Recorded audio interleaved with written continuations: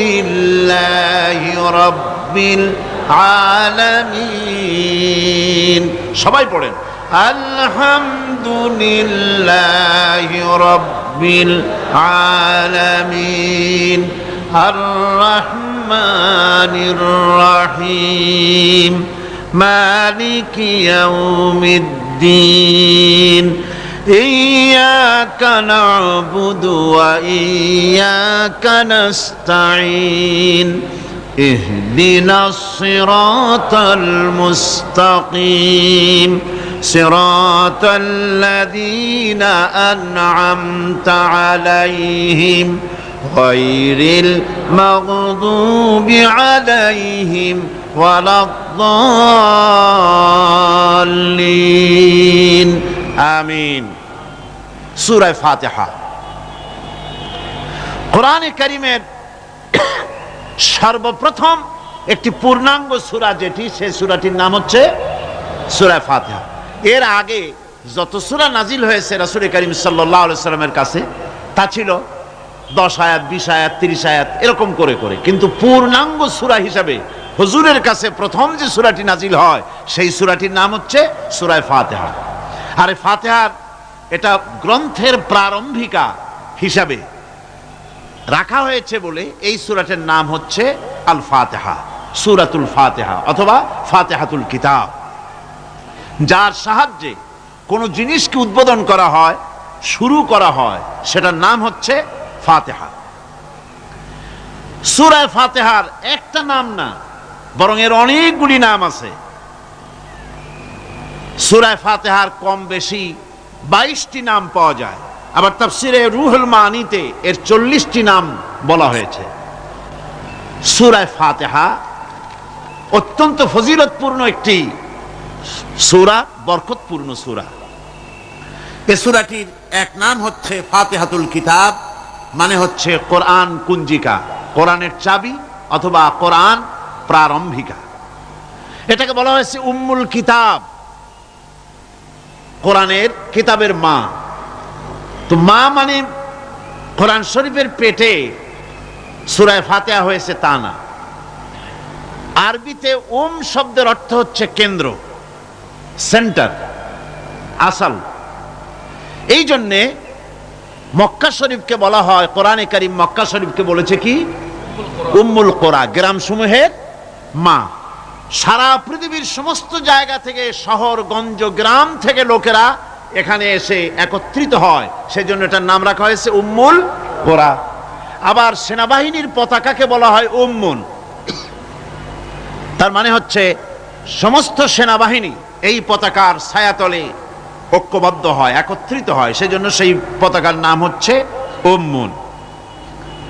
অনুরূপভাবে গোটা কোরআনে কারীমের মধ্যে যা কিছু আছে তা সূরা ফাতিহার ভিতরে কেন্দ্রীভূত করা হয়েছে বলে এটার নাম হয়েছে উম্মুল কিতাব। এটার নাম হয়েছে সূরাতুর রাস। রাস শব্দের অর্থ হচ্ছে মগজ। মগজ হচ্ছে মাথার কেন্দ্রস্থল, আর গোটা কোরআনে কারীমের কেন্দ্রস্থল হচ্ছে সূরা ফাতিহা। সূরা ফাতিহার আরেক নাম হচ্ছে সূরাতুল কানজ, অর্থাৎ খনি, খনির সূরা। তার মানে হচ্ছে জ্ঞান বিজ্ঞানের সমস্ত খনি আল্লাহ পাক সূরা ফাতিহার মধ্যে রেখে দিয়েছেন। সুবহানাল্লাহি ওয়া বিহামদিহি। এর আরেকটা নাম হচ্ছে সূরাতুল ওয়াফিয়া, অর্থাৎ পূর্ণত্ব প্রাপ্ত। এই সূরাটি হচ্ছে একমাত্র সূরা যা খণ্ডিত করে পড়া যায় না।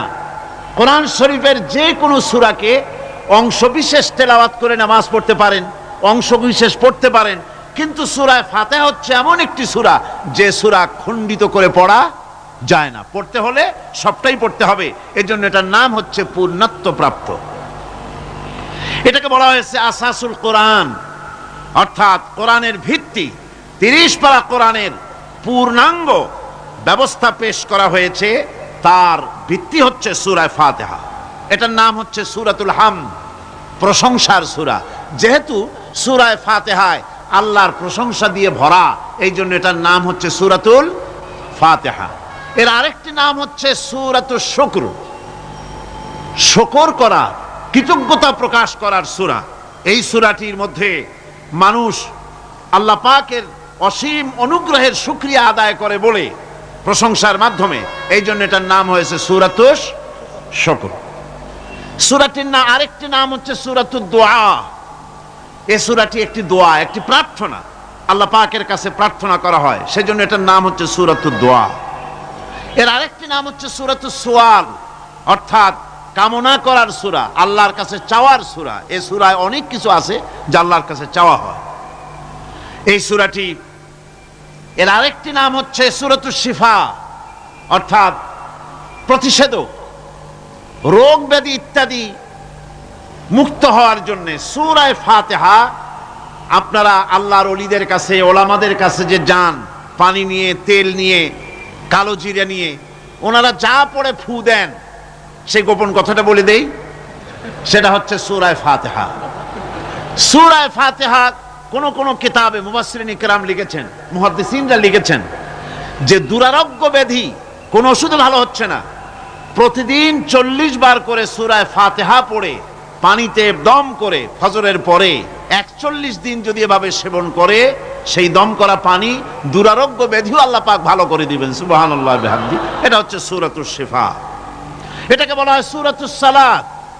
নামাজ হবেই না সূরা ফাতিহা ছাড়া, নামাজ সূরা ফাতিহা ছাড়া হবে না। এই জন্য লা সালাতা লিমান লাম ইয়াকরা বিফাতিহাতিল কিতাব, হাদিস শরীফে এসেছে সূরা ফাতিহা ছাড়া নামাজ শুদ্ধ হবে না, নামাজ জায়েজ হবে না। সেই জন্য এটার নাম হচ্ছে সূরাতুস সালাত। কোরআনে কারীমের এই সূরাটি, এটাকে হযরত পীর সাহেব কেবলা একটি আয়াত তেলাওয়াত করে বলেছেন সাবউল মাসানি।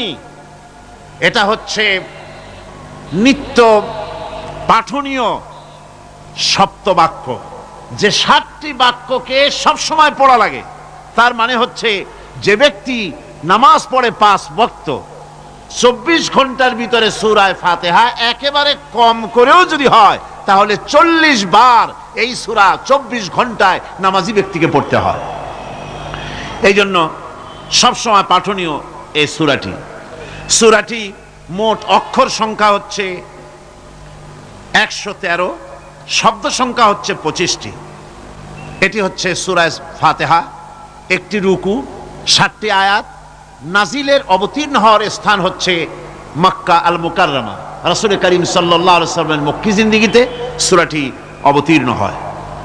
শুরু হচ্ছে সূরা ফাতিহা। আলহামদুলিল্লাহি রাব্বিল আলামিন। সূরা ফাতিহা আমি বলি এটি যেন একটি অভিনন্দন পত্র। এটি কি? অভিনন্দন পত্র। বান্দা দিচ্ছে তার রবকে, রবের ভাষায় শেখানো অভিনন্দন পত্র বান্দা তার রবকে প্রকাশ করছেন, দিচ্ছেন। অভিনন্দন পত্রে 3টা জিনিস থাকে, আপনারা লক্ষ্য করে শুনলে বুঝতে পারবেন ইনশাআল্লাহ। একবার ভাবুন যে কত বড় কথা, 30 পারা কোরআনের মধ্যে যা আছে তার সবটা আল্লাহ পাক তার সারাংশ সূরা ফাতিহায় ঢুকাইছেন। তাহলে এটা জিনিসটা কি, এটা বুঝতে হবে, এবং সেই ধরনের অন্তর নিয়ে, মন নিয়ে বসতে হবে আর বুঝতে চেষ্টা করতে হবে। আমি ধীরে ধীরে আপনাদের সামনে পেশ করব ইনশাআল্লাহ, বিইজনিল্লাহ, বিমাশিয়াতিল্লাহ, বিফদলিল্লাহ। সূরা ফাতিহার মধ্যে আমি বলেছি এটা একটি অভিনন্দন পত্রের মতো। কিরকম? অভিনন্দন পত্রে 3টা জিনিস থাকে। কয়টা জিনিস থাকে? 3টা। প্রথমে থাকে প্রশংসা। অভিনন্দন পত্রে প্রথমে কি থাকে? প্রশংসা। 2 নম্বরে থাকে পরিচয়। 3 নম্বরে থাকে দাবি। 3 নম্বরে থাকে দাবি। প্রথমেই দাবি করা হয় না, এটা ঠিক না। প্রথমেই প্রশংসা। সমস্ত অভিনন্দন পত্র আপনারা দেখবেন, মন্ত্রী আসুক, প্রেসিডেন্ট আসুক, অভিনন্দন পত্র পেশ করা হয়, সুন্দর ভাষায় লেখে, হে সংগ্রামী জননায়ক, গরিবের বন্ধু, জাতির কিছু একটা, এইভাবে করে বহুত প্রশংসা করে তারপরে তার নাম খুঁজে পাওয়াই মুশকিল প্রশংসার ঠেলায়। আপনার আগমনী বার্তায় আমাদের এই চট্টগ্রামের আকাশ বাতাস মুখরিত, আবাল বৃদ্ধ বনিতা আনন্দে উদ্বেলিত, কে কি করবে দিশে করতে পারছে না, এরকম প্রশংসা। এই প্রশংসা দিয়ে তারপরে বলে আমরা চট্টগ্রাম কলেজের কর্তৃপক্ষ, আমাদের বেড়া নাই, টিন নাই, চাল নাই, ইট নাই, সিমেন্ট নাই, আমাদের এগুলি দাবি। তাহলে প্রথমে গেল প্রশংসা, 2 নম্বরে পরিচয়, 3 নম্বরে দাবি। মূলত এই ভদ্রতা প্রথমে কেউ বলে না, মন্ত্রী সাহেব চিটাগংয়ে আসছেন তো, আমাদের দাবি না মিটাইয়া ঠ্যাং আস্ত নিয়ে ঢাকা ফিরতে পারবেন না, এরকম বলে নাকি? এরকম বললে কিছুই পাওয়া যাবে না। মূলত এই যে ভদ্রতা, এই শালীনতা, এই শিষ্টাচার শিক্ষা দিয়েছে আল কোরআন। সুবহানাল্লাহ বিহামদিহি। বান্দাকে কিছু চাইতে হবে, আর চাওয়াটা শিখাইছেন কে? আল্লাহ। কে শিখিয়েছেন? বান্দাকে একটা বড় জিনিস চাইতে হবে, একটা বড় জিনিস চাইতে হবে আল্লাহর কাছে। সেই চাওয়াটা কি সেটাও আল্লাহ শিখাইছেন। যেহেতু আমরা তো জানি না, বুঝি না, আল্লাহ আমাদের কত মেহেরবান, তার কত দয়া, আমাদের শিখাই দিচ্ছেন কেমনে প্রশংসা করতে হবে, কেমনে পরিচয় দিতে হবে, আর কেমনে দাবি করতে হবে। তিনটি জিনিস সূরা ফাতিহার মধ্যে আল্লাহ পাক ঢুকিয়ে দিয়েছেন। সুবহানাল্লাহ বিহামদিহি। সুতরাং বলা হচ্ছে, আল্লাহ পাক বলছেন আলহামদুলিল্লাহি রাব্বিল আলামিন। সমস্ত প্রশংসা, যাবতীয় প্রশংসা সবকিছু আল্লাহ পাকের জন্য, যিনি রব্বুল আলামিন, যিনি বহু জগতের, অসংখ্য জগতের যিনি পালনেওয়ালা, তার জন্যই সমস্ত প্রশংসা। এখন হামদ হচ্ছে প্রশংসা, এর অর্থ হচ্ছে সুন্দরের প্রশংসা। অসুন্দরের কিন্তু কোনো হামদ হয় না, অসুন্দরের হামদ হয় না। হামদ হয় কার? সুন্দরের। সুন্দরের হামদ হয়, প্রশংসা হয়। এই জন্য প্রশংসা করতে হবে আল্লাহ পাকের। কোন ফাসিকের প্রশংসা যদি করা হয়, আল্লাহ পাক নারাজ হয়ে যান। আল্লাহ পাকের আরশ গোসায় থরথর করে কাঁপতে থাকে। প্রশংসা হবে কেবলমাত্র কার? আল্লাহ পাকের। এবং এই প্রশংসা সবটুকু হামদের আগে আলিফ লাম লাগানো হয়েছে। এটা হচ্ছে জিন্স বা ইস্তিকরাক, অর্থাৎ সমস্ত বস্তুকে বোঝাবার জন্য আল শব্দকে ব্যবহার করা হয়েছে। আলহামদু, সমস্ত প্রশংসা সেই আল্লাহ পাকের, যিনি তামাম জাহানকে সৃষ্টি করেছেন এবং প্রতিপালন করেছেন। আল্লাহ রাব্বুল আলামিন বলেন, আমরা শুরু করছি সূরা ফাতিহা, অভিনন্দন পত্র দিচ্ছি। কারে দিচ্ছি? আল্লাহ পাককে দিচ্ছি। শেখানো ভাষা দিয়ে রব্বুল আলামিন বলেন, প্রশংসা করো আলহামদুলিল্লাহি রাব্বিল আলামিন। সমস্ত প্রশংসা আল্লাহ পাকের, যিনি হচ্ছেন রব। যিনি কি? রব। এখন এই রব শব্দের বাংলা অর্থ করা হয় প্রভু, লালনকারী, প্রতিপালনকারী, কিন্তু এই অর্থ যথেষ্ট নয়। কোরআনে কারিমে যে রব বলা হয়েছে তার অর্থ হচ্ছে, তার অর্থ ব্যাপক, অনেক বিশাল এর অর্থ। এ রব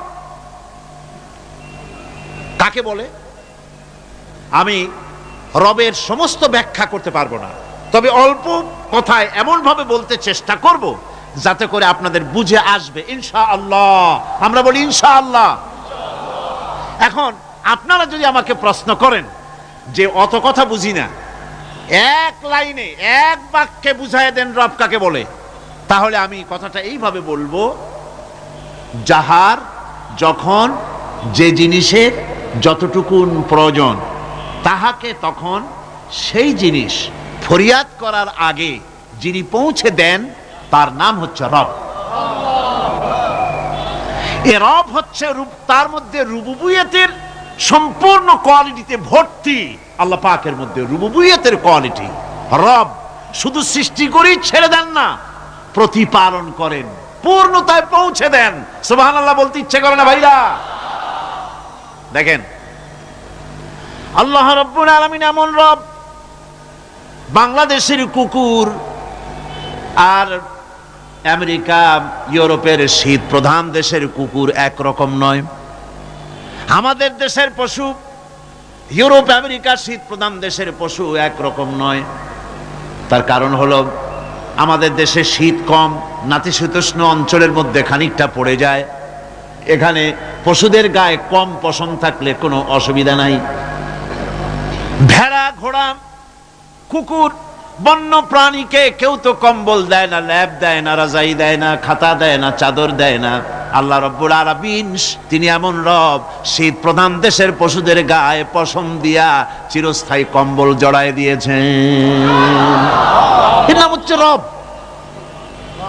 প্রতিপালনের পদ্ধতি কি সুন্দর করে তিনি প্রতিপালন করছেন, কি সুন্দর করে তিনি পশু পক্ষীগুলিকে তাদের আহার জোগাড় করছেন, প্রতিপালন করছেন। তিনি রব, মানুষকে সৃষ্টি করেছেন, আমাদেরকে সৃষ্টি করেছেন, সব প্রয়োজন মিটাইছেন। সুবহানাল্লাহ ওয়া বিহামদিহি, সকল প্রয়োজন মিটিয়েছেন, একটা জিনিস বাদ রাখেন না। আমি এই জন্য বলি যে কোরআন হচ্ছে বিজ্ঞানের উৎস। কোরআন বিজ্ঞানের কি? বিজ্ঞানের আবিষ্কার যত বাড়বে, বিজ্ঞান চিরটা কাল কোরআনের কাছে ভিক্ষার হাত দিয়ে এতিমের মতো দাঁড়ায় থাকবে কিয়ামত পর্যন্ত। আজ পৃথিবীর বিজ্ঞানীরা বলছেন জগৎ সম্পর্কে, আমরা মনে করছি পৃথিবীটাকে, আমাদের কাছে তো জগৎ দুইটা। কয়টা জগৎ? একটা জগৎ হলো এইটা, ইহজগৎ আর পরজগৎ, এছাড়া আর কিছু জানি না। এই দুইটাই জগৎ আমাদের কাছে। এখন দেখেন বিজ্ঞানীরা কি বলছে। বিজ্ঞানীরা বলছেন সৌরজগতে শুধু আমাদের সৌরজগৎটাই শেষ না, অসংখ্য সৌরজগৎ আছে মহাশূন্যে, অসংখ্য সৌরজগৎ। পৃথিবীর প্রতি 4 বিলিয়ন মানুষ যদি এক একটা সৌরজগৎ দখল করে, তাতেও সৌরজগৎ শেষ হবে না, আরো সহস্র সহস্র বিলিয়ন বিলিয়ন সৌরজগৎ আরো ফাঁকা পড়ে থাকবে। এত সৌরজগৎ আল্লাহ সৃষ্টি করেছেন। এই মহাশূন্যে বহুমাত্রিক জগতের কথা আল্লাহ পাক এখানে বলেছেন। এই পৃথিবী একটা জগৎ, এই মাটির তলে আছে আর এক জগৎ, সমুদ্রের ভিতরে আছে পানির তলার আর এক জগৎ। আর মহাশূন্য যে কি তা আপনার মাথায় শূন্য হয়ে যাবে চিন্তা করতে করতে। এই জন্য বিজ্ঞানীরা, বড় বড় বিজ্ঞানী, এরা কিন্তু নাস্তিক হয় না। বর্তমান বিজ্ঞানীরা চিন্তা করে গবেষণা করে খেয়েই হারিয়ে ফেলছে মহাশূন্যকে দেখে। যেখানে আছে গ্যালাক্সি, যেখানে আছে মিল্কি ওয়ে, যেখানে রয়েছে অসংখ্য তারকা, এই পৃথিবীটা মহাশূন্য আল্লাহ যেভাবে তৈরি করেছেন, সেই তুলনায় এই পৃথিবী একটা মার্বেলের চাইতে খুব বেশি একটা বড় কিছু হয় বলে মনে হয় না। পৃথিবী যদি হয় একটা মার্বেলের মতো, তাহলে আমরা যে মানুষ, আমাদের অস্তিত্ব কোথায় চিন্তা করেন। এবার মহাশূন্যে চলেন, মহাশূন্য সে কি বিশাল মহাশূন্য। একটা তারকা থেকে আর একটা তারকায় যদি যেতে হয়, তাহলে সহস্র সহস্র বিলিয়ন বছরের দরকার হবে।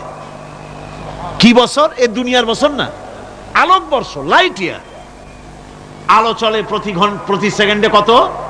1,86,000 মাইল। এই 1,86,000 মাইলের সেকেন্ড, এর মিনিট, এর ঘন্টা, এর দিন, এর মাস, এর বছর, এই আলোকবর্ষ।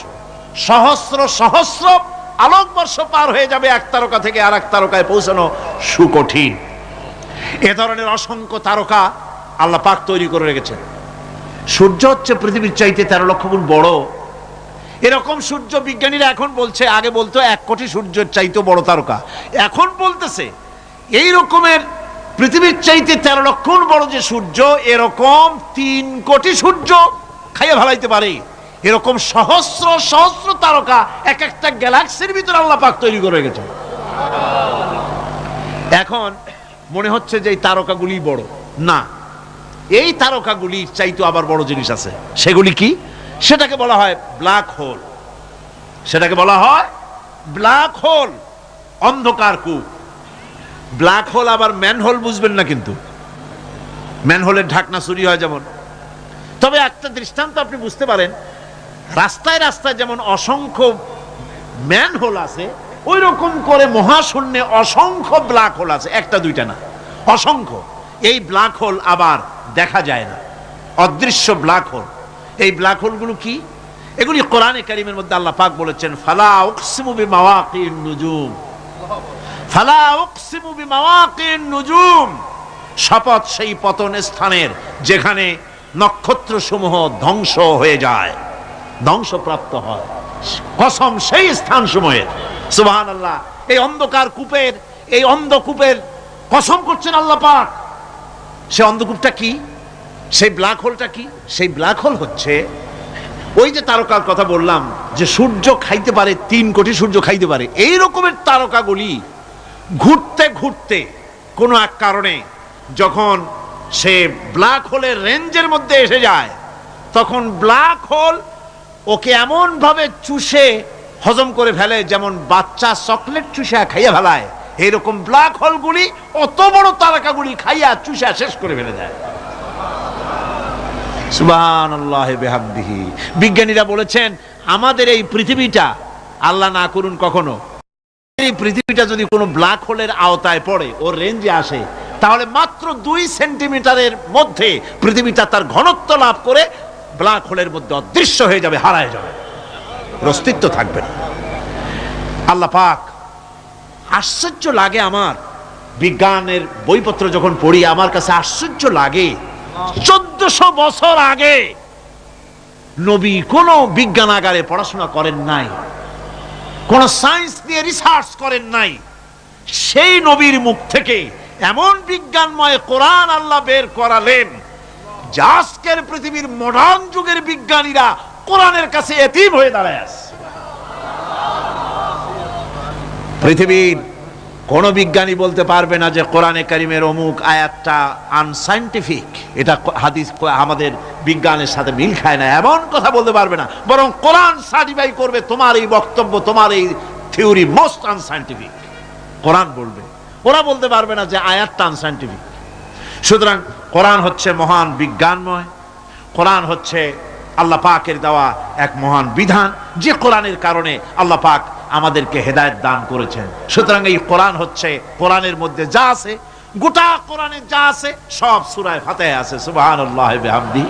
আল্লাহ পাক বলছেন আলহামদুলিল্লাহি রাব্বিল আলামিন।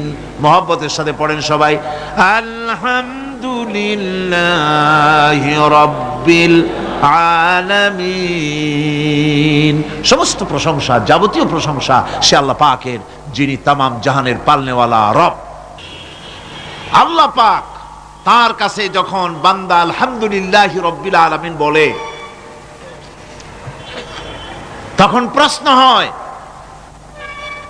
যে তার, যার প্রশংসা তুমি করছো, তোমরা করছো, তার কি আরো কোনো গুণকীর্তন আছে নাকি? আমরা বলি আর রহমানির রহিম, তিনি পরম দাতা এবং দয়ালু। রহমান এবং রহিম দুটি হচ্ছে সমঅর্থবোধক, প্রায় কাছাকাছি অর্থবোধক শব্দ। অসীম মেহেরবান এবং বিশেষ করুণাময় তিনি, যিনি রহমান এবং রহিম। রহমান রহিম আল্লাহ পাকের দুটি গুণবাচক নাম। রহমান অপেক্ষা, রহিম অপেক্ষা রহমান, এটা হচ্ছে বেশি ব্যাপক অর্থবোধক, যার জন্য তাফসীরে বলা হয়েছে আর রহমানু যুর রাহমাতিশ শামিলা বিজামিল খালায়েক ফিদ দুনিয়া ওয়াল মুমিনিনা ফিল আখিরাহ। অর্থাৎ রহমান তিনি, যিনি এমন রহমতের মালিক যা বিশেষত গোটা বিশ্বের সমস্ত মানুষের জন্য প্রযোজ্য। আর রহিম হচ্ছে শুধু কিয়ামতের দিন পৃথিবীতে রহমান তিনি দয়াবান পৃথিবীর সমস্ত মানুষের জন্য, এবং কিয়ামতে শুধু মুমিনদের জন্য। রহমান কিয়ামতে শুধু মুমিনদের জন্য। আর রহিম হচ্ছে আর রহিম যুর রাহমাতি শামিলা লিল মুমিনিনা ইয়াউমিল কিয়ামা। রহিম হচ্ছে শুধুমাত্র কিয়ামতের দিন আল্লাহ রাব্বুল আলামিন শুধু মুমিন লোকদের জন্য এই বিশেষ দয়া কিয়ামতের দিন করবেন। এখন রহমান হচ্ছেন পৃথিবীর সমস্ত মানুষের জন্য, সমস্ত প্রাণীর জন্য, তার দান থেকে কেউ বঞ্চিত থাকবে না। সকলের জন্য তার দানের দরজা অবারিত, উন্মুক্ত। এই পৃথিবীর বুকে আমরা দেখতে পাই মানুষ তার বন্ধুদেরকেই দেয়, শুধু সরকার হোক আর সাধারণ মানুষ হোক, আপনজনদেরকে নিজের দলকেই বেশি দেয়। কথা ঠিক কিনা?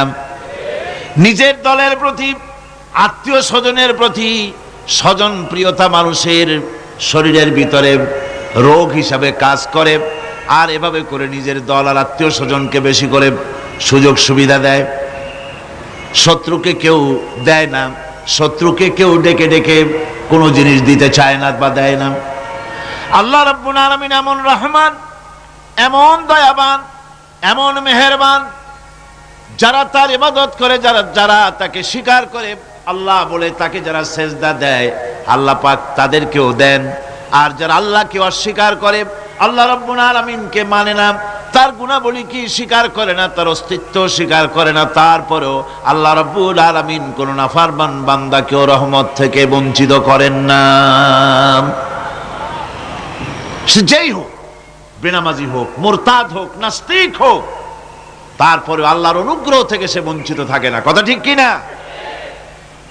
বরং এটাই আমরা দেখি, নামাজি, দিনদার, পরেজগার মানুষ তার বরং কম থাকে, সে বরং কম পায়। বাড়ি নাই, ঘর নাই, কলকারখানা নাই, আর নামাজ রোজা করে না, হজ যাকাত করে না, আল্লাহর সাথে বিরোধিতা করে, আল্লাহরে মানেই না, বলে দেয়ার ইজ নো গড, স্রষ্টা বলতে কেউ নাই। এই ড্রিঙ্ক অ্যান্ড বি মেরি, এই হচ্ছে তাদের থিওরি, তাদের দর্শন, তাদের ফিলসফি। এই জাতীয় লোকগুলি বরং দেখা যায় তারা ক্ষমতা পায়, বাড়ি হয়, গাড়ি হয়, কল হয়, কারখানা হয়, সম্মান পায়। এটা কেন? এর কারণ হচ্ছে আল্লাহ রাব্বুল আলামিন এই পৃথিবীর কোনো মূল্য দেন না।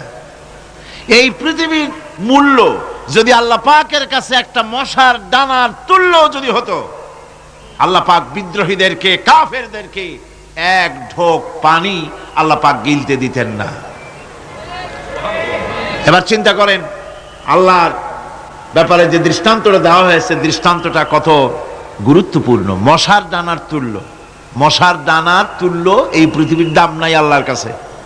আপনাকে যদি কেউ 10 লক্ষ মশার ডানা বহু কষ্ট করে জোগাড় করিয়া যদি কেউ দেয়, তাহলে আপনি কয় টাকা দিয়ে কিনবেন? 4 পয়সা দিয়েও একজনে বলছে 4 পয়সাও দিবে না। তাহলে বোঝেন এর কোনো মূল্য নাই। একটা মশার ডানার তুল্য মূল্য আল্লাহ পাক এই পৃথিবীর দেন না, যার কারণে অবারিত উন্মুক্ত হস্তে আল্লাহ পাক সমস্ত মানুষের জন্য, প্রাণী জগতের জন্য তিনি করুণা করেছেন সকলকে। এই করুণাময় রহমান আল্লাহ পাক, তিনি গুনাহগারদেরকে, যারা আল্লাহ পাকের ফরমাবরদারি করতেছে, তাদেরকে সকলকে আল্লাহ পাক সমানভাবে তার জিনিসগুলিকে তিনি দিয়ে দিচ্ছেন। এটা হচ্ছে রহমান। আর রহিম হচ্ছে, হাদিস শরীফে বলা হয়েছে, আর রহমানু রহমানুদ দুনিয়া ওয়াল আখিরাহ, আর রহিমু রহিমুল আখিরাহ। মুমিন রহমান তো শুধু আল্লাহ পাক দুনিয়া এবং আখিরাতের জন্য, আর রহিম শুধুমাত্র আখিরাতের জন্য। আবার কোন কোন আয়াতে বলা হয়েছে যে আল্লাহ পাক দুনিয়ার মানুষের জন্য রহিম। একটি আয়াতে ভাবে বলা হয়েছে, হুয়াল্লাযী ইউসাল্লি আলাইকুম ওয়া মালাইকাতুহু লিয়ুখরিজাকুম মিনাজ যুলুমাতি ইলান নূর ওয়া কানা বিল মুমিনিনা রহিমা। সে আল্লাহই তোমাদের প্রতি রহম করেছেন, রহমত নাজিল করেছেন, এবং তার ফেরেশতাগণ এই উদ্দেশ্যে যে তোমাদেরকে তিনি অন্ধকার থেকে আলোর দিকে বের করে নিয়ে আসবেন। আর তিনি হচ্ছেন মুমিনদের জন্য রহিম, অত্যন্ত দয়াবান। আরবি ভাষায় আর রহমান অন্তর্জগতের এমন একটি নম্র উচ্ছ্বাসিত অবস্থার প্রতি ইঙ্গিত করে, যার ফলে তার স্বতঃস্ফূর্তভাবে নিজের থেকেই মহানুভবতা এবং প্রীতি ও মহব্বতের ইচ্ছার বহিঃপ্রকাশ ঘটে। তাই রহমতের মধ্যে আছে স্নেহ, আছে প্রীতি, আছে অনুগ্রহ। আল্লাহ পাকের রহমতটা কি জিনিস? সেটা হচ্ছে রাহমাতি ওয়াসিআত কুল্লা শাই, আমার রহমত দিয়ে সমস্ত জিনিসকে ঢেকে রাখা হয়েছে। প্রত্যেকটি জিনিসের ভিতরে আল্লাহ পাকের রহমত রয়েছে। রহমত ছাড়া এই পৃথিবীতে মানুষের চলার কোনো পথ নাই। সমস্ত ব্যাপারই আল্লাহ পাকের রহমত আর রহমত। আমরা যখন বললাম আর রহমানির রহিম, বলেন সবাই আর রহমানির রহিম। আবার প্রশ্ন হয়, বান্দা বুঝলাম, আরো কোনো কোয়ালিটি, আরো কোনো বৈশিষ্ট্য তার আছে নাকি? আমরা বলি মালিকি ইয়াউমিদ্দিন, তিনি হচ্ছেন বিচার দিনের মালিক, শেষ বিচারের মালিক তিনি। একদিকে এটাকে ব্যালেন্স করা হয়েছে, একদিকে অফুরন্ত রহমত, যার কোনো কুল নাই, কিনারা নাই। এখন আদল দরকার। এখন কি দরকার? আদল, ইনসাফ দরকার। আল্লাহ পাক একদিকে অফুরন্ত রহমত আর নিয়ামত দিয়ে পৃথিবীকে ছেয়ে রেখেছেন, অপর দিকে বলেছেন আমি হচ্ছি বিচার দিনের মালিক, সেদিন আমি বিচার করব। সেই বিচারের ভিতরে কোনো পক্ষপাতিত্ব থাকবে না, হবে না। সেখানে তিনি হবেন হাকামুল হাকিমিন, ওইটা হবে সুপ্রিম কোর্টের সুপ্রিম কোর্ট। সেই পরকালে, সেই কিয়ামতের মাঠে আপনাকে আমাকে সকলকে উপস্থিত হতে হবে, নাকি হবে না? সবাইকে উঠতে হবে। এই দিন শব্দটি কোরআনে কারিমে বহু জায়গায় বলা হয়েছে এবং বিভিন্ন অর্থে ব্যবহার করা হয়েছে। যেমন দিন শব্দের অর্থ প্রভাব, প্রতিপত্তি, আধিপত্য, ইতাআত, বন্দিগি, দাসত্ব, আনুগত্য, নীতি, পথ, পন্থা, হিসাব, ফায়সালা, প্রতিদান, প্রতিফল, এরকম অনেক অর্থ, অনেক অর্থে দিন শব্দ কোরআনে কারিমের মধ্যে ব্যবহৃত হয়েছে।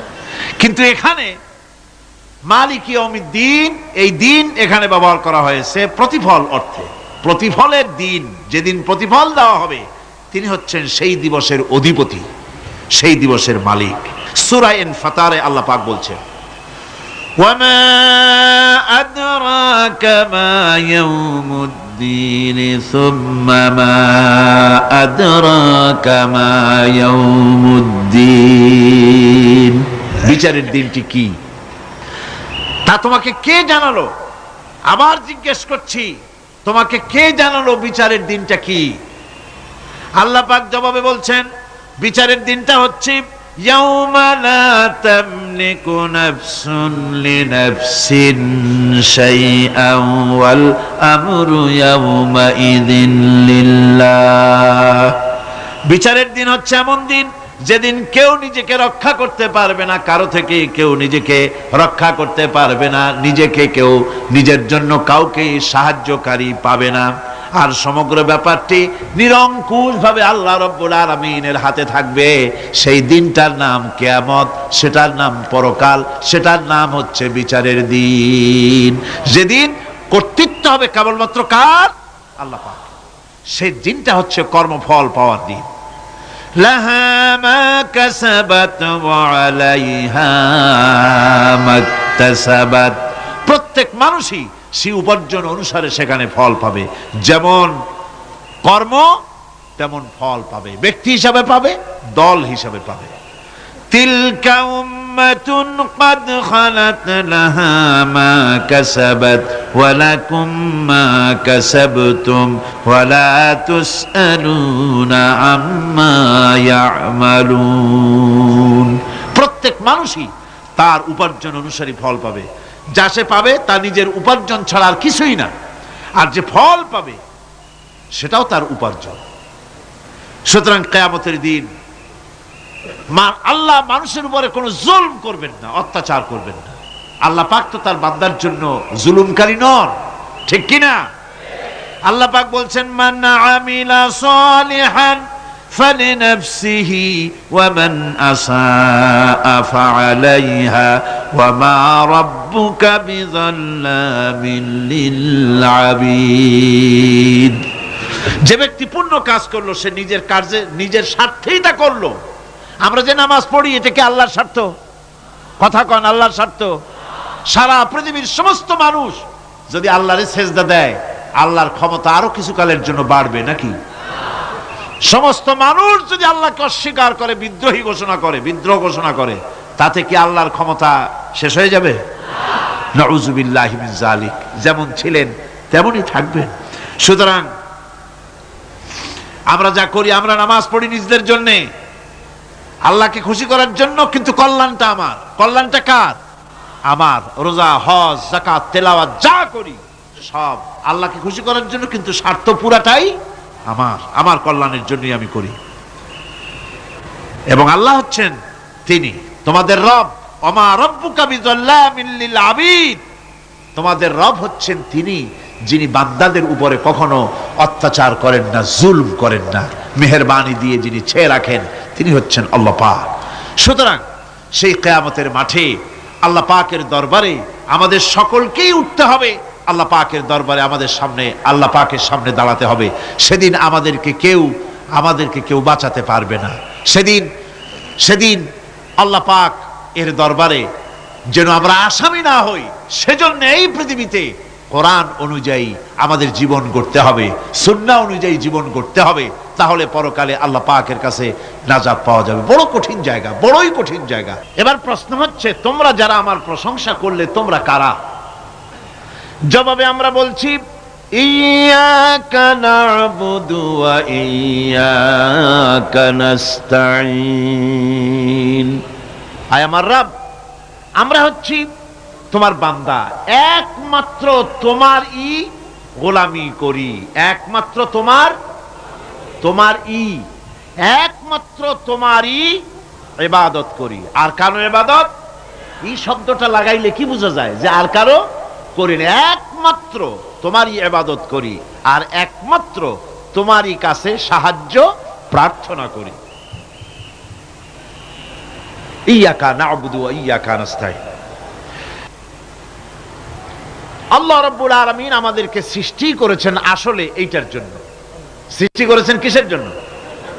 কোরআনে কারীমের মধ্যে আল্লাহ রাব্বুল আলামিন বলেন, ওয়ামা খালাকতুল জিন্না ওয়াল ইনসা ইল্লা লিয়াবুদুন। আমি মানুষ এবং জিনকে সৃষ্টি করেছি শুধুমাত্র আমার ইবাদতের জন্য, আমার গোলামির জন্য, আমার আনুগত্যের জন্য। এই ইবাদত একটি ব্যাপক অর্থবোধক শব্দ। আমরা যদি ইবাদতটা নাই বুঝি, তা আমাদের মানব জন্ম হবে বৃথা। ইবাদত হচ্ছে আল্লাহর পছন্দনীয় জিনিসগুলি আমল করে তার সন্তুষ্টি অর্জন করার জন্য প্রচেষ্টা চালানো জীবনের সকল ক্ষেত্রে।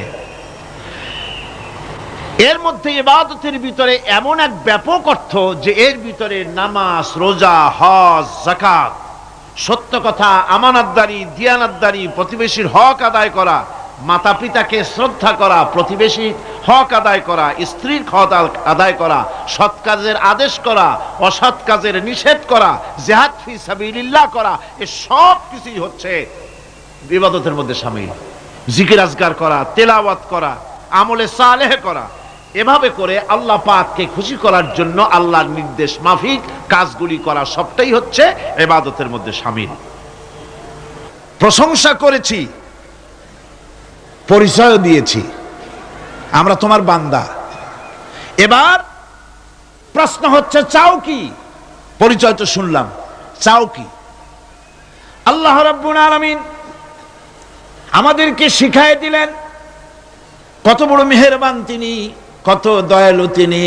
তার কাছে চাওয়ার ভাষাটাও তিনি আমাদের শিখাই দিলেন। জনগণ সুবহানাল্লাহ।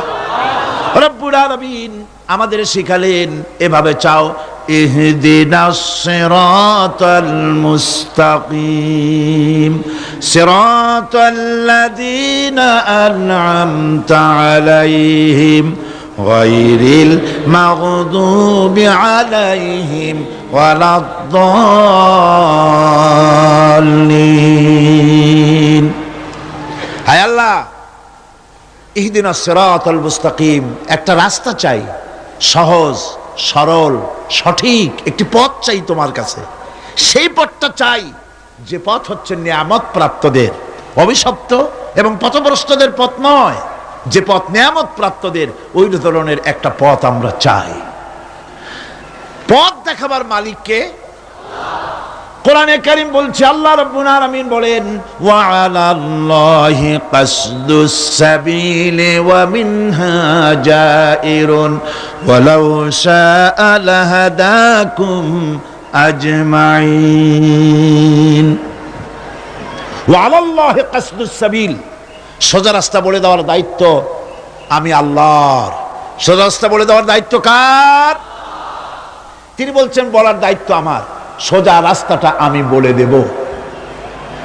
আল্লাহ রাব্বুল আলামিনের কাছে বান্দা যখন রাস্তার দাবি করলো, সোজা পথ চাই, সহজ পথ একটা তোমার কাছে চাই, রব্বুল আলামিন সূরা ফাতিহার 7টা আয়াতের এই অভিনন্দন পত্রের জবাবে 30 পারা কোরআন শরীফ আল্লাহ পাক বান্দারে দান করে দিলেন। জবাবে বলে দিলেন, ওয়া আনিবুদুনি হাযা সিরাতুম মুস্তাকিম। সোজা রাস্তাটা হলো আমার আনুগত্য, আমার গোলামি, আমার দাসত্ব, এটাই হলো সোজা রাস্তা। এই সোজা রাস্তাটা আমি বলবো। রাস্তা তো অনেক হতে পারে, কিন্তু সোজা রাস্তা বলে দেওয়ার দায়িত্ব কার? আল্লাহ পাকের। দেখেন এই যে বিশাল মাহফিল, এই মাহফিলে যত লোক আসছে সব লোক কি একমতের, এক চিন্তার, এক আদর্শের? না। এই কয়েক লক্ষ জনতার ভেতরে হাজারো মতের লোক আছে, হাজারো চিন্তার লোক আছে, হাজারো আদর্শের লোক আছে। সব আদর্শ, সব চিন্তা, সব কি ঠিক? সবটাই কি নির্ভুল? না, সঠিক নির্ভুল একটা। কয়টা হয়? একটাই হয় মাত্র। এই জন্য আমি দৃষ্টান্ত দিতে গিয়ে বলি, অঙ্ক পরীক্ষা যেদিন হয়, ছেলেরা অঙ্ক পরীক্ষা যেদিন দেয়, সেই অঙ্ক পরীক্ষা দিতে গিয়ে অঙ্ক যারা ভুল করে তাদের ফলাফল কয় রকম হয় বলেন?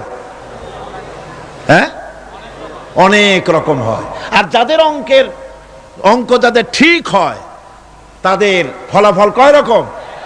একরকম। তার অর্থ কি? তার অর্থ হলো ভুলের পথ অনেক আর হকের পথ, বাতিলের পথ অনেক, ভুলের পথ অনেক, সঠিক এবং হক যেটা তার পথ হচ্ছে মাত্র একটা। এই জন্যে আল্লাহ রাব্বুল আলামিন তিনি সোজা রাস্তা বলে দেওয়ার দায়িত্বটা নিয়েছেন। কোরআন বলছে প্রত্যেকটি সৃষ্টির শুরু হতে শেষ পর্যন্ত 4টা স্তর পার হতে হয়।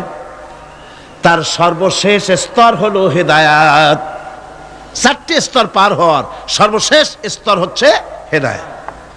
আল্লাযী খালাকা ফাসাওয়া ওয়াল্লাযী কদ্দারা ফাহাদা। তিনি সকল বস্তুকে সৃষ্টি করেন এবং তারপর তার পরিমাপ, তার কর্মপথ, তার হেদায়েত তিনি দিয়ে দেন। তার মানে হচ্ছে তিনি সৃষ্টি করেন, সামঞ্জস্য রাখেন, পরিমাপটা ঠিক করেন এবং পথের নির্দেশ দেন।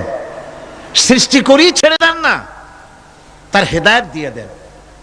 তার পরিমাপটা ঠিক করেন, সামঞ্জস্য করেন। কিরকম? দেখুন, আপনি যখন দাঁড়ান তখন আপনার পায়ের উপরে হাঁটু থেকে হাঁটুর নিচের যে অংশটা পা পর্যন্ত, ওইটারে কি কয়? পা, নলা। এই তো ঠিক বলছেন, নলা। আপনারা আমাকে সাহায্য করবেন যেখানে আমি আটকে যাই। নলা। এই নলাটা পায়ের সেন্টারে যদি রাখা হতো, বোঝেন ভালো করে, পায়ের সেন্টারে এই জায়গাটা, এটা ধরুন পা, এই জায়গাটায় যদি হতো পায়ের নলাটা, হয় সিতায় পড়তেন না হয় ফুটোয় পড়তেন। আল্লাহ পাক বলছেন শুধু সৃষ্টি করি না, সামঞ্জস্য এবং পরিমাপ ঠিক করি। মাপ মতো পাটা সামনে গোড়ালির কাছে নলাটা বসায় দেওয়া হয়েছে যাতে আপনি চিত না হন, বুটো হয়ে না পড়েন। সুবহানাল্লাহ কইতে ইচ্ছা করে না? এই নলাটা যদি আঙ্গুলের দিকে আসতো আর পাটা যদি পিছনের দিকে বেশি অংশ থাকতো, যতই সামনে হাঁটতেন ততই পিছনে চলে যেতেন। ভূত নাকি, ভূতের পা থাকে নাকি পিছনের দিকে, বলে লোকেরা, আমি দেখি ঠিকই নেই। ভূত নাকি সামনে আগাতে গেলে পিছনে চলে যায়। এ পায়ের সামঞ্জস্যটা, অনেক কথা বলবো না, 2-1টা দৃষ্টান্ত দেব, তাতেই বুঝে ফেলবেন। আল্লাহ পাক বলেন শুধু সৃষ্টিই করি না, তার সামঞ্জস্য এবং পরিমাপকে ঠিক করে দেয়। মুরগির বাচ্চা ডিমের থেকে বেরোয়, তারে যদি ওর মায়ের শুদ্ধ যদি আপনি ফালায় দেন পানির মধ্যে ডুবে মরে যাবে, আর ওর মার চিৎকারের চোটে সারা গ্রামের মানুষ এক জায়গায় হবে। আর হাঁসের ডিম থেকে বাচ্চা বেরোলে সেই বাচ্চা আর মা বাবা দুজনকেই ফালায় দেন পানির মধ্যে, সাঁতরায় উঠে আসবে, ঠিক কিনা? কে শিখালো সাঁতার? কে শিখালো? শুধু সৃষ্টি করেন না, আল্লাহ পাক সৃষ্টি করেন, সামঞ্জস্য এবং পরিমাপকে ঠিক করেন এবং তাকে পথের নির্দেশ দেন। এটা হলো সর্বশেষ, সৃষ্টি করে ছেড়ে দেন না। যেমন কোরআনে কারীমে হযরত ইব্রাহিম আলাইহিস সালাম তিনি তার সম্প্রদায়ের সাথে যে কথোপকথন করেছিলেন, বিষয়টি আল্লাহ পাক কোরআনে কারীমের মধ্যে কোট করে দিলেন। এই হেদায়েতের বিষয় সেখানে আছে বলে আল্লাহ পাক বিষয়টা কোরআনে জায়গা করে দিলেন। وَإِذْ قَالَ إِبْرَاهِيمُ لِأَبِيهِ وَقَوْمِهِ إِنَّنِي بَرَاءٌ مِّمَّا تَعْبُدُونَ إِلَّا الَّذِي فَطَرَنِي فَإِنَّهُ سَيَهْدِينِ। ইব্রাহিম আলাইহিস সালাম তার পিতা এবং তার গোত্রকে বললেন, তার সম্প্রদায়ের লোকদেরকে, নিঃসন্দেহে আমি মুক্ত, আমি পবিত্র। তোমরা যেসব জিনিস দিয়ে যেসব এর ইবাদত করো, গোলামি করো, আনুগত্য করো, আমি তার থেকে পবিত্র। আমি তো শুধু ইবাদত করি, গোলামি করি সেই স্রষ্টার, যিনি আমাকে সৃষ্টি করেছেন। আমার সম্পর্ক শুধুমাত্র সেই সত্তার সাথে যিনি সৃষ্টি করেছেন। আল্লাযী খালাকানি ফাহুয়া ইয়াহদিন, যিনি আমাকে সৃষ্টি করে শুধু সৃষ্টি করেন নাই, আমাকে হেদায়েত দিয়েছেন, আমাকে পথের দিশা দিয়েছেন। ওয়াল্লাযী হুয়া ইউতঈমুনি ওয়া ইয়াসকিন, যিনি আমাকে সৃষ্টি করেছেন তিনি হেদায়েত দিয়েছেন, আর আমি যখন তৃষ্ণার্ত হই তিনি আমাকে পান করান, আমি যখন ক্ষুধার্ত হই তিনি আমাকে আহার দেন।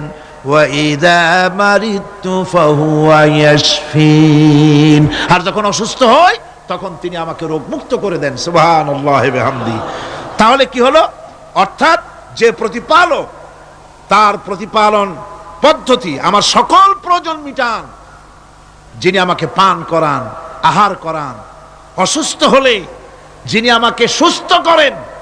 হেদায়েতের কামটা তিনি আরেকজনের জন্য রাখেন নাই, তিনি আমার হেদায়েতের ব্যবস্থাও করেছেন। ভাইরা আমার, আল্লাহ রাব্বুল আলামিন শুধু সৃষ্টি করেন নাই, সৃষ্টি করে হেদায়েত দিয়েছেন, মানুষকে হেদায়েতের রাস্তা বলে দিয়েছেন। সঠিক পথ কোনটি সেই পথের কথাও তিনি পরিষ্কার করে বলে দিয়েছেন। এই জন্য আল্লাহ পাক বলেন, কোরআন মাজিদ হেদায়েতকে বিরাট দান বলে ঘোষণা করেছে। মানুষের জন্য যে হেদায়েত আল্লাহ দিয়েছেন তা সবচাইতে বড় দান। জোরে কোন সুবহানাল্লাহ।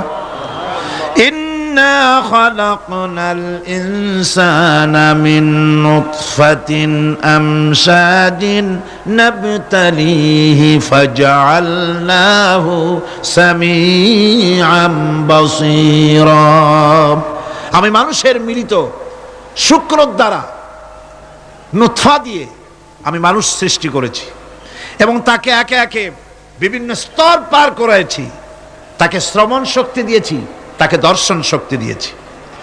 ইন্না হাদাইনাহুস সাবিলা ইম্মা শাকিরান ওয়া ইম্মা কাফুরা। নিশ্চয়ই আমি তাদেরকে তাদের কর্মপন্থা প্রদান করেছি, আমি তাদেরকে হেদায়েত দিয়েছি, চলার পথের দিশা দিয়েছি। এখন ইচ্ছে করলে সে কৃতজ্ঞ হতে পারে, ইচ্ছে করলে অকৃতজ্ঞতার পথও অবলম্বন করতে পারে। আমি তাকে হেদায়েত দিয়ে দিয়েছি, পথ দেখিয়ে দিয়েছি। ডান এবং বাঁ দুটি রাস্তা আল্লাহ পাক দেখিয়ে দিয়েছেন। আসহাবুল ইয়ামিন, আসহাবুশ শিমাল, একটা ডানপন্থী আর একটা বামপন্থী। আমাদের দেশে কিছু লোক আছে, নাম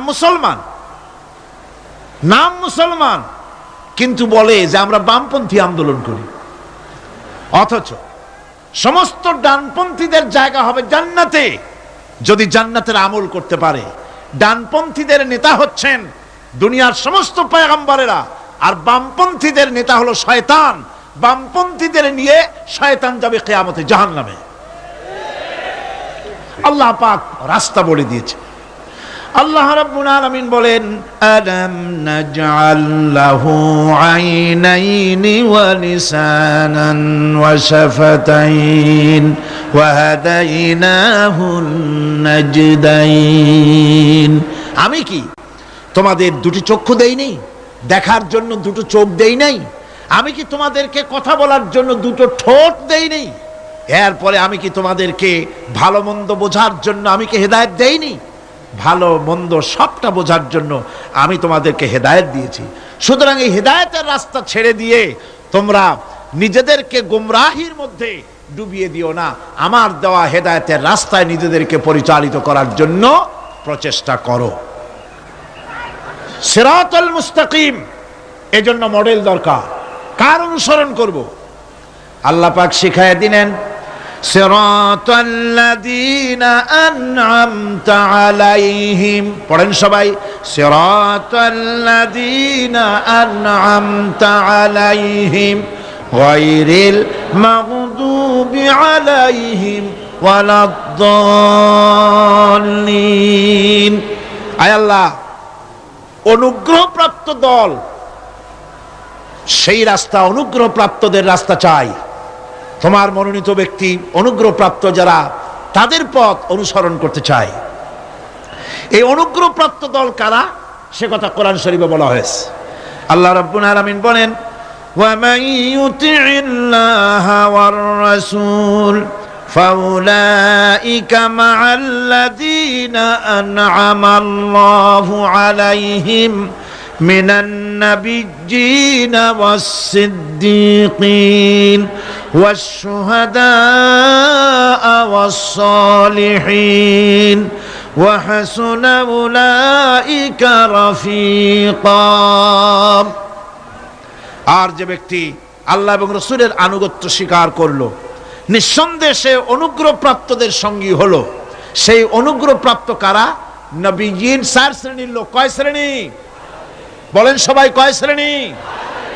নবীয়িন, সিদ্দিকিন, শুহাদা, সালিহিন। এই 4 শ্রেণীর লোক হচ্ছে আল্লাহ পাকের অনুগ্রহপ্রাপ্ত লোক। কোন আলহামদুলিল্লাহ।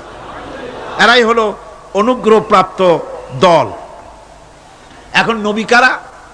নবী হচ্ছেন যারা নাকি আল্লাহ পাকের কাছ থেকে ওহী প্রাপ্ত হয়েছেন, নিখিল মানুষের চিরন্তন শান্তি এবং কল্যাণের জন্য আল্লাহ পাকের নিকট থেকে সত্যের বিধান লাভ করেছেন।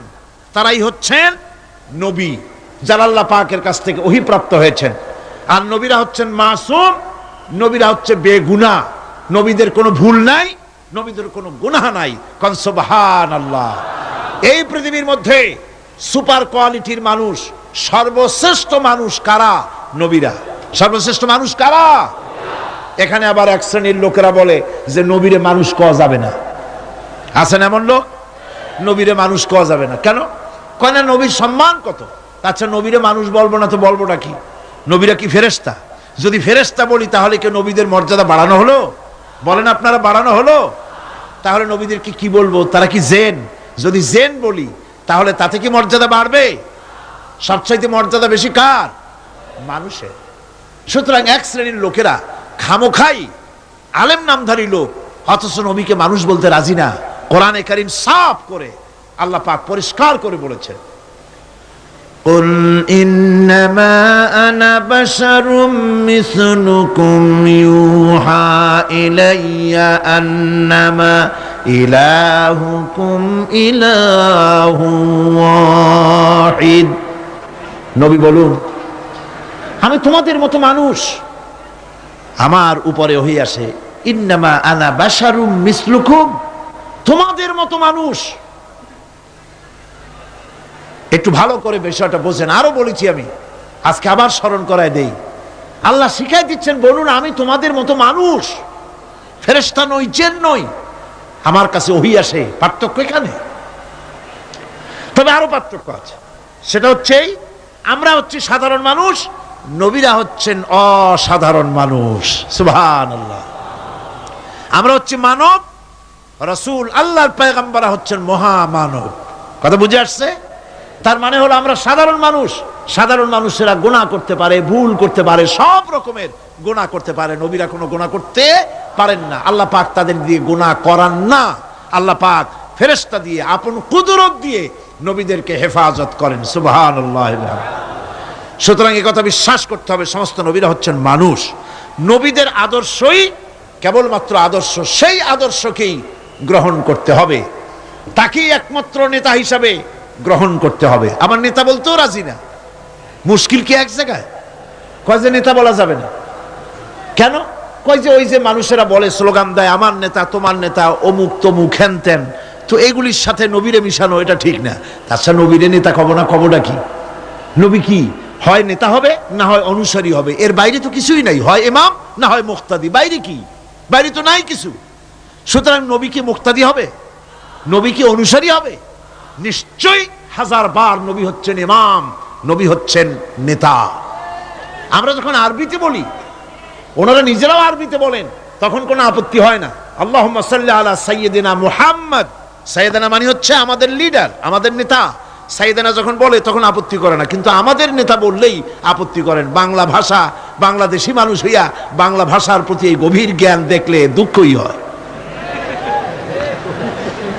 বন্ধুগণ, মনে রাখতে হবে, নবী হচ্ছেন মাসুম, বেগুনাহ এবং নেতা, আর মুহাম্মদ সাল্লাল্লাহু আলাইহি ওয়াসাল্লাম হচ্ছেন বিশ্ব নেতা, এটা কোনো সন্দেহ নাই।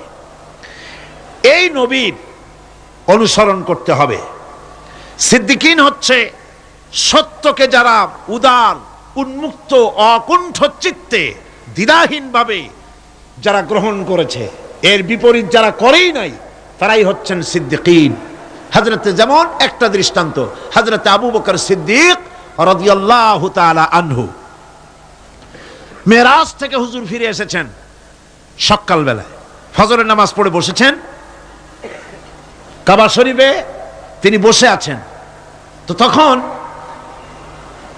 আবু জাহেল এসে বলছে, মুহাম্মদ সাল্লাল্লাহু আলাইহি ওয়াসাল্লাম, প্রত্যেক দিনই তো নতুন নতুন কথা কও, আজকে কোনো নতুন কথা আছে? হুজুর বললেন, হ্যাঁ নতুন কথা আছে। কি? বলে, এই তো শেষ রাত্রে জিবরাইল ছিল, আমারে নিয়ে গেল বাইতুল মুকাদ্দাসে, জেরুজালেমে গিয়ে নামাজ পড়লাম, ওইখান থেকে মহাকাশ পাড়ি দিলাম, 7 আকাশ পাড়ি দিলাম, সিদরাতুল মুনতাহা গেলাম, আরশে আজিম ভ্রমণ করলাম, আল্লাহর সাথে কথা কইলাম, জান্নাত জাহান্নাম দেখলাম, তারপরে আবার এই আয়েশা নামাজ পড়িয়া তোমাদের সাথে কথা বলতেছি। আবু জাহেল কয় যে, খাইস যাও, মাথা টাথা একটু ভালো ছিল, এখন তাও সর্বনাশ হয়ে গেছে। কয়, মুহাম্মদ সাল্লাল্লাহু আলাইহি ওয়াসাল্লাম, তুমি যা বললা এই কথাটা আমি কি হুবহু মানুষের কাছে বলবো? হুজুর বলছেন, অবশ্যই বলো গিয়ে। আবু জাহেল চিন্তা করলো, দিস ইজ দ্য মোমেন্ট, এটাই হলো আসল সুযোগ পেয়ে গেছে মানুষকে বিভ্রান্ত করার জন্য। সবার আগে ছুটে চলল হযরতে আবু বকর রাদিয়াল্লাহু তাআলা আনহুর বাড়িতে, যে বলছেন, আবু বকর শুনেছো? বলে, কি?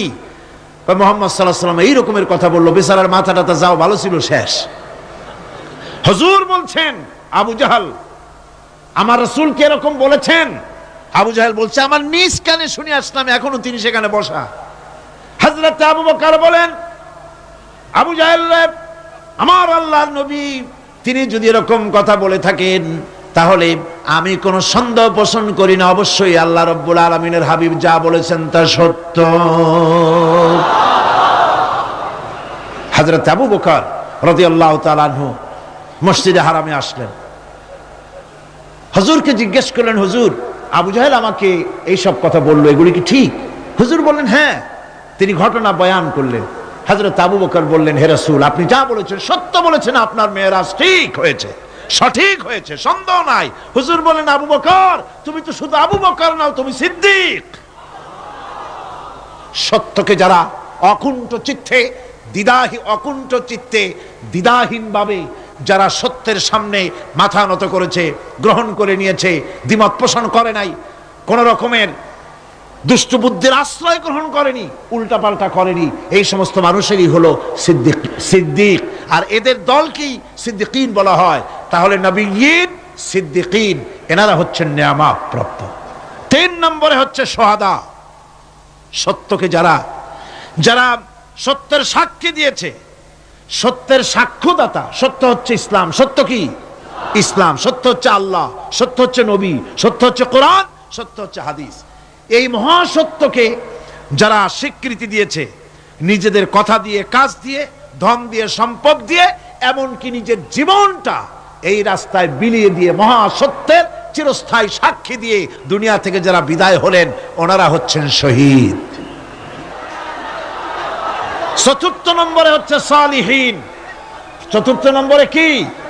সালিহীন। সালিহীন হচ্ছে জীবনের প্রত্যেকটি ক্ষেত্রে যারা একনিষ্ঠভাবে আল্লাহর বিধান পালন করেছেন, যারা পুণ্যের সাথে সুদৃঢ় থেকেছেন, যারা অটল থেকে পুণ্যের সাথে, হকের সাথে অটল থেকেছেন, কোন অবস্থাতেই ইসলামী আদর্শের বিরুদ্ধাচরণ করেনি, তারাই হচ্ছেন সালিহীন। ইসলামের আদর্শ ছাড়ে নাই, পরিত্যাগ করে নাই, জীবনের সবকিছুর বিনিময় এটাকে আঁকড়ে ধরে থেকেছেন, ইসলামী আদর্শের পরিপন্থী কিচ্ছু করেন নাই। এরা হচ্ছেন সালিহীন। কোন আলহামদুলিল্লাহ। আল্লাহর অনুগ্রহ প্রাপ্ত কয় শ্রেণী? 4 শ্রেণী। নবীজিন, সিদ্দিকিন, শুহাদা, সালিহীন। এই 4 শ্রেণীর লোকেরাই হচ্ছে নিয়ামত প্রাপ্ত। আমরা বলেছি সিরাতাল্লাযীনা আন'আমতা আলাইহিম গায়রিল মাগদুবি আলাইহিম ওয়ালাদ-দাল্লিন। নিয়ামত প্রাপ্তদের পথ চাই, অনুগ্রহ প্রাপ্তদের পথ, আর অভিশপ্ত পথভ্রষ্টদের পথ আমরা চাই না, আমরা পরিহার করে চলবো। এটা একটু ওয়াদাও বটে। যারা অভিশপ্ত, যারা পথভ্রষ্ট, ওরা কারা? মাগদুব এবং দল্লিন। মাগদুব হচ্ছে অভিশপ্ত, দল্লিন হচ্ছে পথভ্রষ্ট।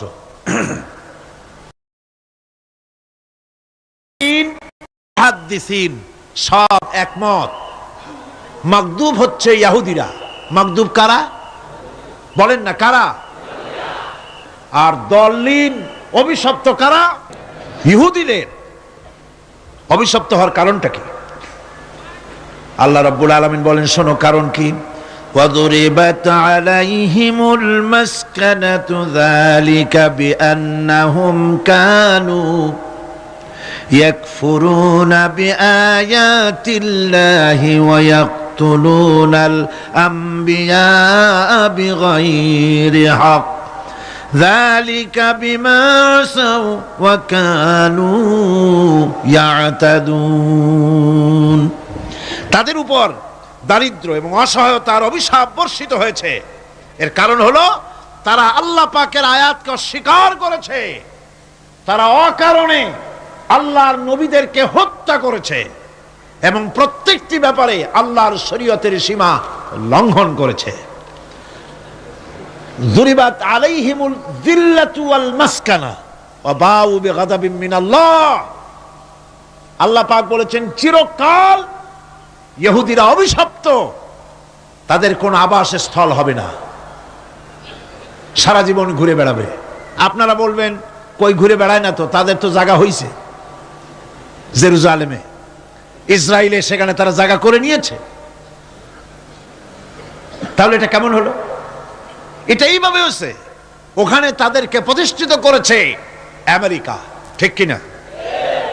আল্লাহ পাক কোরআন শরীফের মধ্যে বলেছেন, যদিও মানুষের সাহায্যে কোনো জায়গায় তাদেরকে আল্লাহর ইচ্ছায় অথবা মানুষের সাহায্যে কোথাও যদি জায়গা হয়, অপমানের জীবন যাপন করতে হবে সারাটা জীবন, কিয়ামত পর্যন্ত দুকে দুকে মরতে হবে, দেশে দেশে ঘুরে বেড়াতে হবে ভিক্ষুকের মতো। সে অবস্থাই হয়েছে। আমেরিকা ওদের উপর থেকে হাত উঠায় নিক, মধ্যপ্রাচ্যের আজকের 20 ফোড়া ইসরায়েল, আমেরিকা যদি তাদের রুবুবিয়াতে প্রতিপালনের হাতটা উঠায় নেয়, তাহলে আরব দেশে যত লোক আছে যুদ্ধ করা লাগবে না, এক পাশে গিয়ে পেশাব করলে ভাইসে লোহিত সাগরে চলে যাবে। সুতরাং এই ইহুদিদের পথ অনুসরণ করা যাবে না। ইহুদিরা অপরাধ করছিল কি? একটু আগেই বললাম, তারা আল্লাহর আয়াতকে অস্বীকার করেছে, তারা নবীদেরকে হত্যা করেছে, এটাই হলো তাদের অপরাধ। তারা শরীয়তের ব্যাপারে বাড়াবাড়ি করেছে। সুতরাং আল্লাহ পাক বলছেন ইহুদিদেরকে ছাড়তে হবে, খ্রিস্টানদের অনুকরণ ছাড়তে হবে। ইহুদি খ্রিস্টান সকলের অনুকরণ ছেড়ে দিয়ে নিয়ামত প্রাপ্ত ওই 4 শ্রেণীর লোকের অনুসরণ করতে হবে, তাহলেই খাঁটি মুসলমান হওয়া যাবে। কোন আলহামদুলিল্লাহ। এই হলো সূরা ফাতিহা, যা গত আজকের দিন সহ 5 দিন আমরা আলোচনা করলাম। কোন আলহামদুলিল্লাহ। এখন এই সূরা ফাতিহাকে আমি আপনাদের পকেটে উঠাই দিতে চাই, যাতে করে মনে থাকে। 5 দিনের অনেক কথা এক জায়গায় করে দিলে মনে করতে সুবিধা হবে, ঠিক কিনা? মনে রাখতে সুবিধা হবে। সূরা ফাতিহা আয়াত কয়টা? এই 7টি আয়াতের 7টি শিক্ষা আছে। সূরা ফাতিহার শিক্ষা 1, সকল প্রশংসা কেবলমাত্র হাদিস শরীফে এসেছে, ইদা মুদিহাল ফাসিকু ইহতাজ্জাতিল আরশ। যখন কোন ফাসিকের প্রশংসা করা হয়, যে ব্যক্তি নামাজ পড়ে না, রোজা করে না, দিন মানে না, ঈমান নাই, চরিত্র নাই, এমন লোককে যখন প্রশংসা করা হয়, আল্লাহ পাকের আরশ গোসায় থরথর করে কাঁপতে থাকে। সুতরাং সমস্ত প্রশংসা হবে কার? আর প্রশংসা হবে বিশ্ব নবী জনাবে মুহাম্মদ রাসূলুল্লাহ সাল্লাল্লাহু আলাইহি ওয়াসাল্লাম। চিৎকার মেরে সারা জীবন আল্লাহ এবং রাসূলের প্রশংসা করতেই থাকবো ইনশাআল্লাহ। আমাদের করতে হবে, মুসলমানদের দায়িত্ব। আর প্রশংসা করব যারা আমার রাসূলের, আল্লাহর হুকুম মানে আর আমার রাসূলের অনুসরণ অনুকরণ যারা করে, তারা আমাদের সম্মানের পাত্র। আলহামদুলিল্লাহ। 2, শেষ বিচারের একমাত্র মালিক হচ্ছেন আল্লাহ পাক। সূরা ফাতিহার 2য় শিক্ষা, শেষ বিচারের দিন, ডে অফ জাজমেন্ট, শেষ বিচারের দিনের মালিককে? একচ্ছত্র অধিপতি আল্লাহ রাব্বুল আলামিন। যেদিন কেউ কথা বলতে পারবে না আল্লাহ পাকের নির্দেশ ছাড়া, সেই হাসরের মাঠের একচ্ছত্র মালিক আল্লাহ পাক। সুপ্রিম কোর্টের সুপ্রিম কোর্ট, সমস্ত জাস্টিসদের জাস্টিস হবেন আল্লাহ সুবহানাহু ওয়া তাআলা। এটা হলো 2য় শিক্ষা, মনে রাখতে হবে। সেদিন আল্লাহ পাক তিনি বিচার করবেন, কঠিন বিচার হবে সেদিন, এটা মনে রাখতে হবে। 3 নম্বরের শিক্ষা হচ্ছে সূরা ফাতিহার শিক্ষা নাম্বার 3, জীবনের সকল ক্ষেত্রে গোলামি, আনুগত্য, দাসত্ব একমাত্র কেবলমাত্র শুধুমাত্র আল্লাহ রাব্বুল আলামিনের। গোলামি কার হবে? চিল্লায় বলেন, কার হবে? 3। 4 নম্বরে সাহায্য চাইতে হবে কেবলমাত্র কার কাছে? আল্লাহ পাকের কাছে। 5, হেদায়েতের গ্রন্থ হিসাবে গ্রহণ করতে হবে আল্লাহ পাকের কোরআনে কারীমকে। 6, অনুসরণ করতে হবে কেবলমাত্র নবীন, সিদ্দিকিন, শুহাদা, সালেহিনদেরকে। 7, জীবনের সকল স্তর থেকে ইহুদি এবং নাসারাদের প্রভাব মুক্ত করতে হবে নিজের জীবনকে। ইহুদি, নাসারা, আল্লাহ বিরোধী যারা মুশরিক, নাস্তিক, মুরতাদ, এই সবগুলি থেকে নিজেকে মুক্ত করতে হবে। গোলামি হবে কেবলমাত্র আল্লাহ পাকের। আর এইভাবে 7টি আয়াতের 7টি শিক্ষা আপনাদের সামনে পেশ করলাম। আল্লাহ রাব্বুল আলামিন এগুলি যেন মানার তৌফিক আমাদের দেন, আমরা বলি আমিন। আসমান এবং জমিনে যা কিছু আছে সব আল্লাহ পাকের, আর যে সব ফেরেশতারা তার নিকটে আছে তারা সবাই আল্লাহ পাকের বন্দেগী করছে। আল্লাহ পাকের বন্দেগী করার ভিতরে কেউ ত্রুটি করছে না। ইউসাব্বিহুনাল লাইলা ওয়ান নাহারা লা ইয়াফতুরুন। তারা রাত দিন তার প্রশংসা কীর্তনে মাথা নত করে দিয়ে কোন রকমের বিশ্রাম ছাড়া, শৈথিল্য ছাড়া সব আল্লাহ পাকের জিকির করছে, তাসবিহ করছে, আনুগত্য করছে। আকাশের সমস্ত ফেরেশতারা, কত ফেরেশতা তার তো কোনো ঠিক ঠিকানা নাই। কত লক্ষ লক্ষ ফেরেশতা আছে শুধু রুকুর হালতে আছে, কেউ তো সেজদার হালতে আছে, কেউ তো কিয়ামের হালতে আছে। আর যার উপরে যে ডিউটি আছে সেই ডিউটি পালন করছে, সব আল্লাহ পাকের আনুগত্য করে চলছে। এভাবে করে আল্লাহ পাক বলছেন যে আমার আনুগত্য এবং আমার তাসবিহ, আমার গুণকীর্তন করার জন্য সব সবাই এর মধ্যে ব্যস্ত আছে। ইউসাব্বিহু লিল্লাহি মা ফিস সামাওয়াতি ওয়া মা ফিল আরদ আল মালিকিল কুদ্দুসিল আজিজিল হাকীম। ইউসাব্বিহু লিল্লাহি, তাসবিহ পড়ছে, সাব্বাহা ইউসাব্বিহু তাসবিহান, তাসবিহ পড়েছে, তাসবিহ পড়ছে, তাসবিহ পড়বে। কিয়ামত পর্যন্ত যা কিছু আছে আকাশে, যা কিছু আছে জমিনে, যা কিছু আছে এর মাঝখানে সব তাসবিহ পড়ছে কার? আল্লাহ পাকের জিকির করছে, তাসবিহ করছে। হযরত ইউনূস আলাইহিস সালাম মাছের পেটে যখন ঢুকে পড়েছিলেন, যখন নিজের জীবন সম্পর্কে হতাশ হয়ে গিয়েছিলেন, তখন তিনি শুনতে পাচ্ছিলেন চতুর্দিকে যে সমস্ত জলচর প্রাণী আছে, হাত্তাকে সমুদ্রের তলদেশের, দরিয়ার তলদেশের বালুকণা, পাথরের নুড়ি, শৈবাল, সব কিছু থেকে আল্লাহ পাকের জিকির হচ্ছে। ভিতর থেকে আওয়াজ আসতেছে, আল্লাহ আল্লাহ আল্লাহ আল্লাহ আল্লাহ আল্লাহ আল্লাহ আল্লাহ আল্লাহ। জোরে বলেন আল্লাহ আল্লাহ আল্লাহ আল্লাহ আল্লাহ আল্লাহ আল্লাহ। হযরত ইউনূস আলাইহিস সালাম তখন বললেন, লা ইলাহা ইল্লা আনতা সুবহানাকা ইন্নী কুনতু মিনাজ জালিমিন। পড়েন সবাই, লা ইলাহা ইল্লা আনতা সুবহানাকা ইন্নী কুনতু মিনাজ জালিমিন। লা ইলাহা ইল্লা আনতা, তুমি ছাড়া কোনো ইলাহা নাই। আমি তোমার প্রশংসা করছি, আমি তোমার পবিত্রতা ঘোষণা করছি। আমি নিজের উপর জুলম করেছি। গাছপালা, তরুলতা সব তাসবিহ পড়ছে, জিকির করছে কার? আল্লাহ পাক। এই জন্য রাসূল কারীম সাল্লাল্লাহু আলাইহি ওয়াসাল্লাম বলেছেন, গাছের পাতাটিও ছিঁড়ো না। প্রয়োজন হলে গাছটা কেটে ফেলো, কিন্তু বিনা প্রয়োজনে গাছের পাতাও ছিঁড়ো না, কারণ গাছের পাতা আল্লাহ পাকের জিকির করছে। কার জিকির করে? গাছপালা, তরুলতা, কীট পতঙ্গ সব আল্লাহ পাকের তাসবিহ করছে, জিকির করছে। কোরআনে কারীম বলছে, ওয়ালিল্লাহি মুলকুস সামাওয়াতি ওয়াল আরদি ওয়া ইলাল্লাহিল মাসির। আকাশ মণ্ডল এবং জমিনের বাদশাহী আল্লাহ পাকের, এবং তারই কাছে আমাদের সকলকে ফিরে যেতে হবে। মালিক হচ্ছেন তিনি, আর তার তাসবিহ আকাশ জমিন, যা দেখতে পাই, যা দেখতে পাই না, এর মধ্যস্থিত যা কিছু আছে সব কিছুই আল্লাহ পাকের তাসবিহ গুণকীর্তনে সব নিরত আছে। অন্য আয়াতে আল্লাহ পাক বলেন, ওয়ালাহু মান ফিস সামাওয়াতি ওয়াল আরদি কুল্লুন লাহু কানিতুন। আসমান এবং জমিনে যা আছে তা সবই আল্লাহর নির্দেশের সামনে মাথা নত করে দিয়েছে।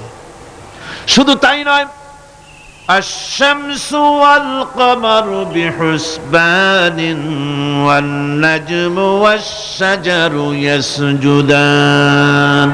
সূর্য এবং চন্দ্র হিসাব অনুযায়ী আবর্তিত হচ্ছে, এবং বৃক্ষ এবং নক্ষত্ররাজি সেজদায় রত হয়ে আছে। সব আল্লাহ পাকের সামনে মাথা নত করে দিয়েছে। এই ইবাদত, তাসবিহ, আজ্ঞা অনুবর্তিতা, নিয়মানুবর্তিতা, সচেতনতা, সকল কিছু সকলেই মিলে আল্লাহ পাকের একটি ধূলিকণা থেকে শুরু করে পাহাড় পর্বত পর্যন্ত সব আল্লাহর নিয়ম কানুন মেনেই চলছে। আপনি দেখতে পাচ্ছেন সমুদ্রে যে জোয়ার এবং ভাটা হয়, কার নির্দেশে হয়? কার নির্দেশে হয়? আরো লক্ষ্য করুন, সমুদ্রের পানি লবণাক্ত। এই নোনা পানি, সমুদ্রের নোনা পানিগুলি পদ্মা, মেঘনা, যমুনা, ব্রহ্মপুত্র, শীতলক্ষা, সুরমা, এসব মিষ্টি পানির ভিতরে জোয়ারের টানে লবণাক্ত পানিগুলি ঢুকে যায়। আবার ভাটির টানে মিষ্টি এলাকার পানিগুলি সব গিয়ে সমুদ্রের মধ্যে নোনা পানির মধ্যে চলে যায়। মাঝখানে কোনো পার্টিশন নাই, মাঝখানে কোনো হেজাব নাই, কোনো বেড়া নাই, বাদ নাই। অথচ নোনা পানি মিষ্টি পানির ভিতরে গিয়ে মিষ্টি পানিরে নোনা বানায় না, নোনা পানি মিষ্টি এলাকায় গিয়ে মিষ্টি পানিরে নোনা বানাইতে পারে না। এই যে আল্লাহ পাকের হুকুম মেনে সব চলতেছে, জোয়ার ভাটাগুলি হতেছে, রাত আর দিন চলতেছে। রাত 12টার সময় সূর্য এসে বলে না রাত সর, আমি এখন দিন বানায় ভালাবো। বেলা 12টার সময় রাতের আগমন ঘটতে পারে না। লাশ-শামসু ইয়ামবাগি লাহা আন তুদরিকাল কমারা ওয়ালাল লাইলু সাবিকুন নাহার ওয়া কুল্লুন ফি ফালাকি ইয়াসবাহুন। সূর্য চাঁদকে অতিক্রম করতে পারে না, চাঁদ সূর্যকে অতিক্রম করতে পারে না, কারো সঙ্গে কারো বাধা হয় না, টক্কর লাগে না। সব আল্লাহ পাকের হুকুম মেনে ইলা আজালিন মুসাম্মা, নির্ধারিত সময় পর্যন্ত সবাই যাতায়াত করবে। শুধু তাই নয়, আল্লাহ পাকের এক বিরাট সিস্টেম, এক বিরাট কুদরতের মাধ্যমে গোটা পৃথিবী চলছে। এর কোনো পরিবর্তন হবে না। নারকেল গাছে কোনোদিন বেল হবে না, বেল গাছে কোনোদিন তাল হবে না, কাঁঠাল গাছে কোনোদিন খেজুর হবে না, আবার খেজুর গাছে কোনোদিন লিচু হবে না। হবে নাকি? ওয়ালান তাজিদা লিসুন্নাতিল্লাহি তাবদীলা। আমার প্রকৃতির আইনের মধ্যে, আমার ল অফ নেচারের ভেতরে কোনো পরিবর্তন হবে না। সবগুলি আমার আইন মানতে হবে। এখন হতে পারে এমন যে ব্যক্তি আল্লাহরে মানে না, ব্যক্তি বোঝেন না নাকি বোঝেন না, একটা মানুষ আল্লাহরে মানে না, ও না মানতে পারে। যে জিহ্বাটে দিয়া বলে দেয়ার ইজ নো গড, স্রষ্টা বলতে কেউ নাই, যে জিহ্বাটে দিয়া বলে সে জিহ্বা হুকুম মানে কার? আল্লাহ পাকের হুকুম মানে। কিরকম? জিহ্বার উপরে যদি তিতা রাখা আপনি বলেন তিতা থুইছি, তাতে কি হয়েছে? খবরদার তিতার টেস্ট নিবি না, তিতা টক এই টেস্ট নিতে পারবি না। আপনার কথা জিহ্বা শুনবে? শুনবে না। ওর উপরে যে নির্দেশটা আছে সেই নির্দেশ অনুযায়ী সে কাজ করবে। টয়লেটে গিয়ে আপনি না কেড়ে কবেন যে খবরদার, আমি একটা বিরাট অফিসার, অনেক টাকা পয়সার মালিক, অথবা বিরাট একটা মন্ত্রী টন্ত্রী কিছু একটা, সবাই আমার হুকুম মানে, তোকেও মানতে হবে, খবরদার দুর্গন্ধ যেন নাকের মধ্যে না ঢোকে। নাক আমি চাবি ধরতে পারবো না। শুনবে না কে? শুনবে। নাক হোক, কান হোক, চোখ হোক, মুখ হোক, প্রত্যেকটা অঙ্গ প্রত্যঙ্গ, এগুলি সব হুকুম মানে কার? হতে পারে ব্যক্তি আল্লাহরে অস্বীকার করে বসলো, আল্লাহকে বললো যে আল্লাহ নাই, সব এমনি এমনি হয়। এর কপাল পড়ার লক্ষণ। কিসের লক্ষণ? কপাল পড়ার লক্ষণ। সব বোঝে। একটা মাইক দেখলে কয় যে না, কেউ এটারে বানাইছে। এই যে একটা ভিডিও ক্যামেরা, এটাতে কেউ দেখলে বলবে যে কয়েকজন আলেমে মিলে ফু দিছে আর অমনি একটা মাইক হয়ে কি বল ক্যামেরা হয়ে গেছে, বলবে কেউ? কোন পাগলেও কবে? এই প্যান্ডেলটা দেখে কি মনে হবে? 4-5 পিসা বাইসিয়া কোসার কোনায় দাঁড়াইয়া ফু দিছে, সাথে সাথে প্যান্ডেল হয়ে গেছে। এটা কথা হইল? একটা ছোট্ট টেবিল, একটা চায়ের কাপ দেখলে পরে মানুষ বলে নিশ্চয়ই এটা কেউ বানাইছে। আজীব, এত বড় বিশাল আকাশ, এত সুন্দর জমিন, এত সুন্দর দেহ, এই মানুষ, গাছপালা, তরুলতা, কীট পতঙ্গ, পাহাড়, নদ নদী, এ সব কিছু দেখে কেবলমাত্র কপাল পোড়াই বলতে পারে যে কেউ নাই, এমনি এমনি হইছে। আজীব তামাশা। এমনি এমনি একটা চাউল তৈরি হয় না, একটা ডিম তৈরি হয় না, এমনি এমনি পৃথিবীটা হয়ে গেল। সবগুলির পেছনে আল্লাহ পাক আছেন, তিনি সৃষ্টি করেছেন। এখন উপাস্যের প্রতি এই সৃষ্টি মানুষের দৃষ্টি আকর্ষণ করে। উপাস্য পাও না কে আল্লাহ, তা ঠিক পাও না, তা দেখাবার জন্য এই পৃথিবীর আল্লাহর সৃষ্টি প্রত্যেকটি পদার্থ, প্রত্যেকটি জিনিস ইঙ্গিত করে নিঃসন্দেহে কেউ না কেউ আছে, আর তার নাম হচ্ছে আল্লাহ। তার নাম কি? আরো জনে বলেন, নাম কি? আল্লাহ পাক। এখন প্রশ্ন ওঠে, আল্লাহরে বানাইছে কেডা? এরা বলে তো মুরগি আগে না ডিম আগে? ডিম যদি আগে হয়ে থাকে তো ডিমটারে পারলো কে? আর মুরগি যদি আগে হয়ে থাকে, কোথার থেকে মুরগি এসে উড়ে এসে জুড়ে বসলো, আইলো কই থেকে? আল্লাহ যদি একজন থেকেই থাকেন তাহলে তার স্রষ্টাকে? এই প্রশ্ন তুলেছেন বার্টন রাসেল। প্রশ্ন তুলেছে স্রষ্টার স্রষ্টা কে? আমি দেখলাম এক আর্মি অফিসার একটা বই লিখেছেন, আমার এত ভালো লাগলো। বইটার নাম হচ্ছে আল কোরআন দ্য চ্যালেঞ্জ, মহাকাশ পর্ব। দারুণ লিখেছেন তিনি। আপনারা যদি পান খুঁজে নিয়ে পড়বেন, সে বইয়ের শেষ ভাগে গিয়ে তিনি এটার জবাব দিয়েছেন, স্রষ্টার স্রষ্টাকে তাই তুমি তালাশ করো, কানা চায় মানে কুজো চায় শীতই শুইতে। একটা লবণ কণার দৃষ্টান্ত তিনি দিয়েছেন, একটা লবণ কণা। একটি লবণ কণার ভিতরে যতগুলি মলিকুল থাকে, একটা লবণ কণার ভিতরে যতগুলি ক্যালাস থাকে, একটা লবণ কণার ভিতরে যতগুলি উপকরণ আর উপাদান থাকে, অর্থাৎ একটা লবণ কণা যত উপকরণ যত উপাদান ধারণ করে, তার ধারণ ক্ষমতা যতখানি, এতখানি জিনিস ধারণ করতে 1000 বার্ট্রান্ড রাসেলের মগজের দরকার। একটা লবণ কণা, সেইটার চিন্তা করাই কঠিন। আর এত বড় মহাবিশ্ব যিনি সৃষ্টি করেছেন তার স্রষ্টাকে তালাশ করতে চাও, এটা কি স্বাভাবিক কথা? এটা পাগলের প্রশ্ন হতে পারে, এটা পাগলের প্রশ্ন হতে পারে। গ্যাগারিন টিটপ আর প্রথম মহাশূন্যচারী ছিল। গ্যাগারিন বেটা মহাশূন্য ঘুরি টুরি আইসা কয় কি, কয় যে মুসলমানেরা যারে কয় আল্লাহ, হিন্দুরা যারে কয় ভগবান, খ্রিস্টানরা যারে কয় গড, মহাশূন্য এত ঘুরলাম, আল্লাহরেও দেখলাম না, ভগবানেরও দেখলাম। আজীব তামাশা।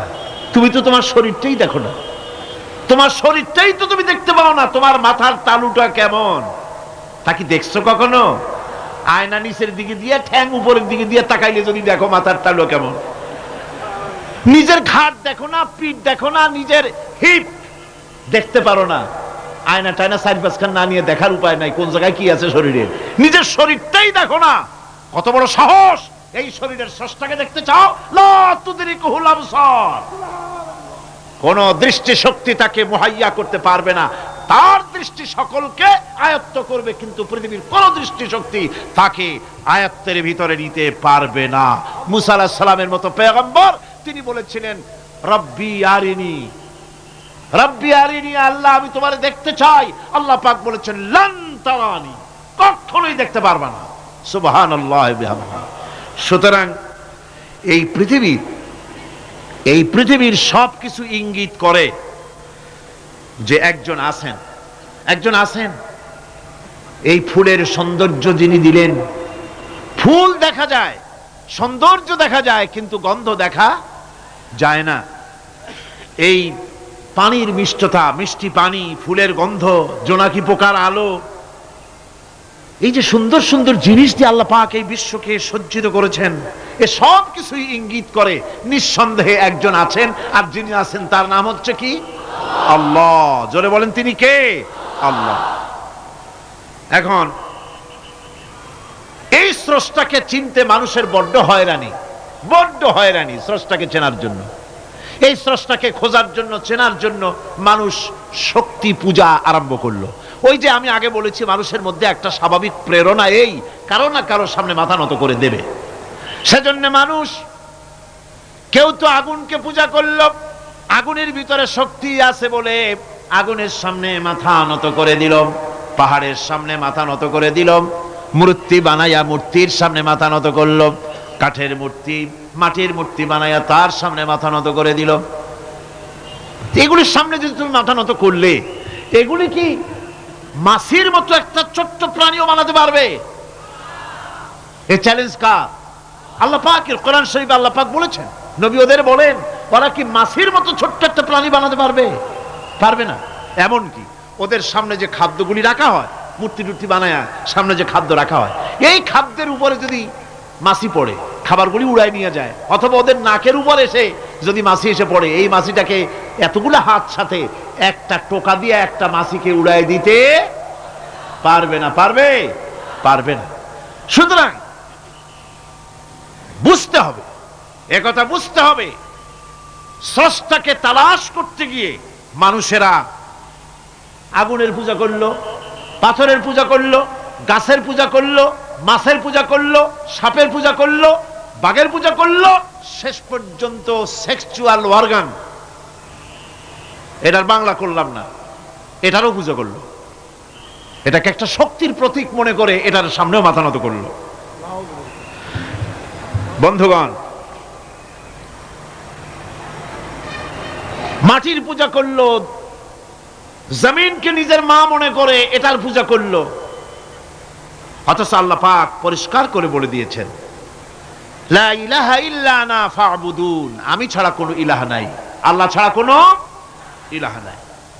কোরআনে কারীম বলছে, ইন্নাল্লাযীনা তাদউনা মিন দুনিল্লাহি ইবাদুন আমসালুকুম। আল্লাহ পাক বলেন, আমাকে বাদ দিয়ে তোমরা যার সামনে মাথা নত করো, যার সামনে পূজা করো, অর্চনা করো, বন্দিগি করো, ওটা তোমার মতো আমার আরেকটি গোলাম। তুমি যেমন আমার গোলাম, ওটাও আমারই গোলাম। একটু জোরে সরে জিকির করেন, লা ইলাহা ইল্লাল্লাহ, লা ইলাহা ইল্লাল্লাহ, লা ইলাহা ইল্লাল্লাহ, লা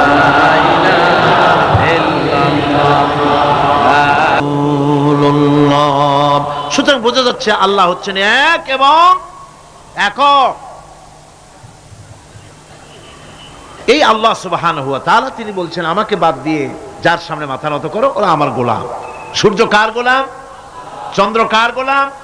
সাপ বলেন, বাঘ বলেন, আগুন বলেন, সব কার গোলাম? এগুলি সব কার কথা শোনে?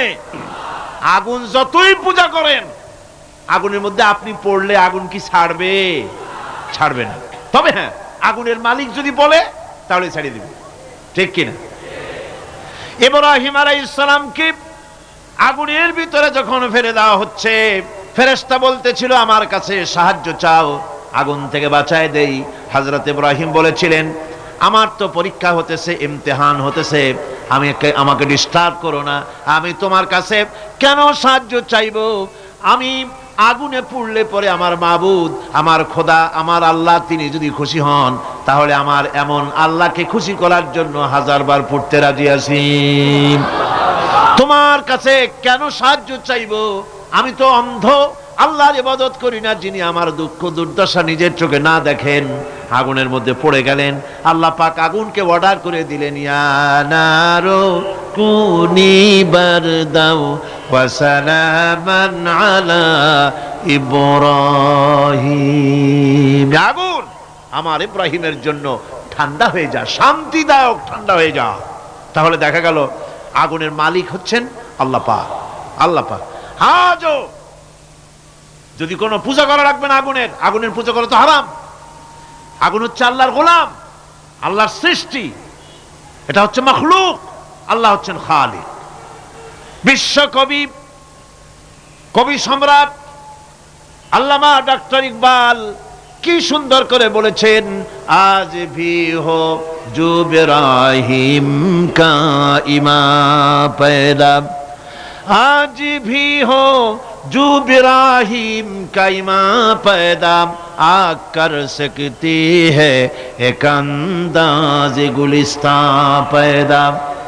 ইব্রাহিমের ঈমান যদি আজও কোথাও হয় বিদ্যমান, করতে পারেন অগ্নিকুণ্ডে খুবসুরত এক গুলিস্তান। এখনো যদি ইব্রাহিমের ঈমান যদি কারো মধ্যে জাগ্রত হয়, আর তাকে যদি আগুনে ভালানো হয়, সে আল্লাহ আজও আছেন না? নাই? আছে কিনা? আল্লাহু লা ইলাহা ইল্লা হুয়াল হাইয়ুল কাইয়ুম। পড়েন সবাই, আল্লাহু লা ইলাহা ইল্লা হুয়াল হাইয়ুল কাইয়ুম। তিনি সদা জাগ্রত, তিনি চিরঞ্জীব। সুতরাং মহান শক্তিধর আল্লাহ পাক, তার হচ্ছে সব গোলাম। তুমি গোলাম হইয়া আর এক গোলামের কাছে হাত পাতো, সে তোমারে কিচ্ছু দিতে পারবে না। আমি দৃষ্টান্ত দিতে গিয়ে বলি, একজন ভিক্ষুক সে যদি আর একজন ভিক্ষুকের কাছে গিয়ে বলে, ভাই আমারে 10টা টাকা দাও, সে 10 টাকা পাবে কই? সারাদিন খয়রাত করিয়া পাইছে মোটে 5 টাকা, তোমারে তো 10 টাকা দিতে পারবে না। ও ভিক্ষুক, তুমিও ভিক্ষুক। সুতরাং গোটা বিশ্ববাসী হচ্ছে আল্লাহ পাকের কাছে ভিক্ষুক। সবগুলি কি ভিক্ষুক? প্রধানমন্ত্রী হোক, প্রেসিডেন্ট হোক, প্রধান সেনাপতি হোক, আল্লাহ পাকের দরবারে এগুলি কিচ্ছুই না, গোলাম। এগুলি সব কি? গোলাম আর গোলাম। সুতরাং মাথা নত করা যাবে না কারো সামনে। এই প্রকৃতি, এই নেচার শিখাচ্ছে। একজন আছেন সেটাকে বুঝতে হবে। বোঝার জন্য আল্লাহ কি দিয়েছেন? কি বোঝার জন্য আল্লাহ পাক মানুষকে ব্রেন দিয়েছেন, বিবেক দিয়েছেন। শোনার জন্য কান দিয়েছে, দেখার জন্য চোখ দিয়েছে। আল্লাহ পাক বলছেন লাহুম কুলুবুন লা ইয়াফকাহুনা বিহা ওয়া লাহুম আয়ুনুন লা ইউবসিরুনা বিহা ওয়া লাহুম আযানুন লা ইয়াসমাউনা বিহা উলাইকা কাল আনআম বাল হুম আযাল উলাইকা হুমুল গাফিলুন। আমি যাদেরকে কান দিয়েছিলাম, কলব দিয়েছিলাম, বিবেক দিয়েছিলাম, বিবেক দিয়ে সব বুঝলো, কিন্তু আমারে বুঝলো না। বিবেক দিয়া সব বুঝলো, বিবেক দিয়া সমস্ত জিনিস, নিজের স্বার্থের জিনিসগুলি বুঝলো, কিন্তু আল্লাহকে বুঝলো না। কান দিয়েছিলাম শোনার জন্য, গান শুনলো, বাজে কথা শুনলো, সব শুনলো, কিন্তু হকের দাওয়াত তার কানের মধ্যে ঢুকলো না। হক বুঝলো না, হক শুনলো না, হক দেখলো না, সত্যকে চিনতে পারলো না।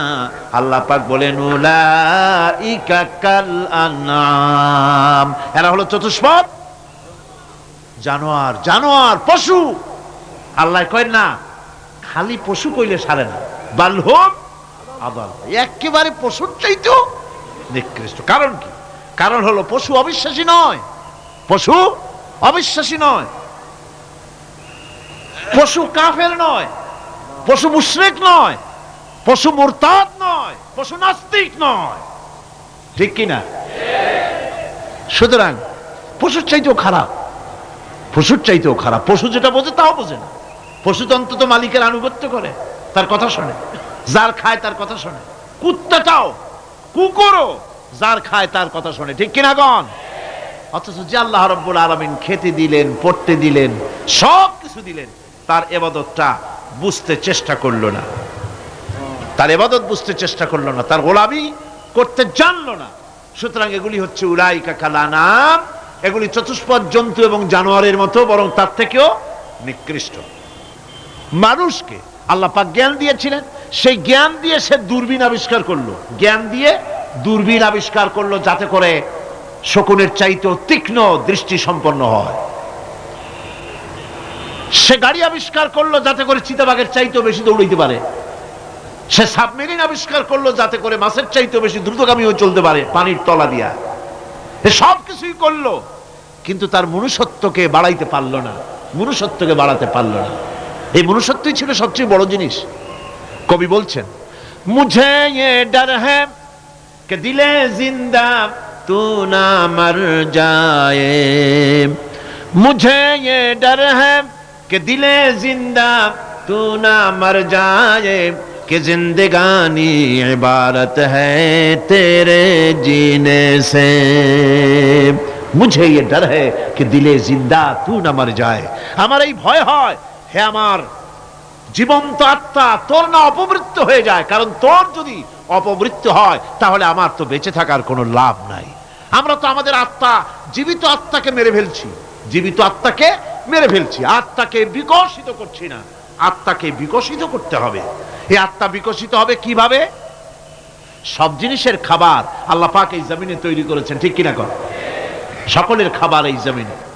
মানুষ যেহেতু তৈরি হয়েছে এই মাটি দিয়ে, সেই জন্য আল্লাহ রাব্বুল আলামিন মানুষের খাবার মাটি দিয়ে তৈরি করে দিয়েছেন। কলা দিয়েছেন, কচু দিয়েছেন, আলু দিয়েছেন, মূলা দিয়েছেন, তাল দিয়েছেন, বেল দিয়েছেন, মাছ দিয়েছেন, তরকারি দিয়েছেন, পনির দিয়েছেন, দুধ দিয়েছেন, গোশত দিয়েছেন। খাবারের কোনো অভাব রাখেন নাই, সব মাটি দিয়েছে।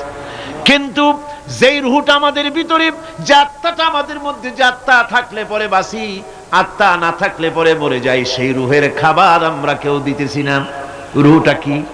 আল্লাহ পাক বলছেন নবী, আপনাকে প্রশ্ন করা হয় ওয়ায়াসআলুনাকা আনির রূহ কুলির রূহু মিন আমরি রাব্বি। নবী হে, প্রশ্ন করা হয় রূহ কি জিনিস? এর জবাব হচ্ছে এই বলে দিন, রূহ হচ্ছে আল্লাহর একটু অর্ডার, একটু হুকুম তোমার ভিতরে কাজ করছে। ওই রূহেরও কিছু খাবার আছে, ওই রূহেরও কিছু খাবার আছে। সেই রূহকে খাবার জমিনে তৈরি হবে না। রুহু গোশত খাবে না, পনির খাবে না, দুধ খাবে না, সর খাবে না, ফল খাবে না, কি খাবে? রুহের খাবার। যেহেতু রুহু এই পৃথিবীতে তৈরি হয় নাই, রুহ এসেছে আলমে আরওয়াহ থেকে, সেজন্য রব্বুল আলামিন রুহের খাবার পাঠিয়েছেন লৌহ মাহফুজ থেকে। আল্লাহ পাক কোরআনে কারীমকে রুহের খোরাক করে পাঠিয়েছেন।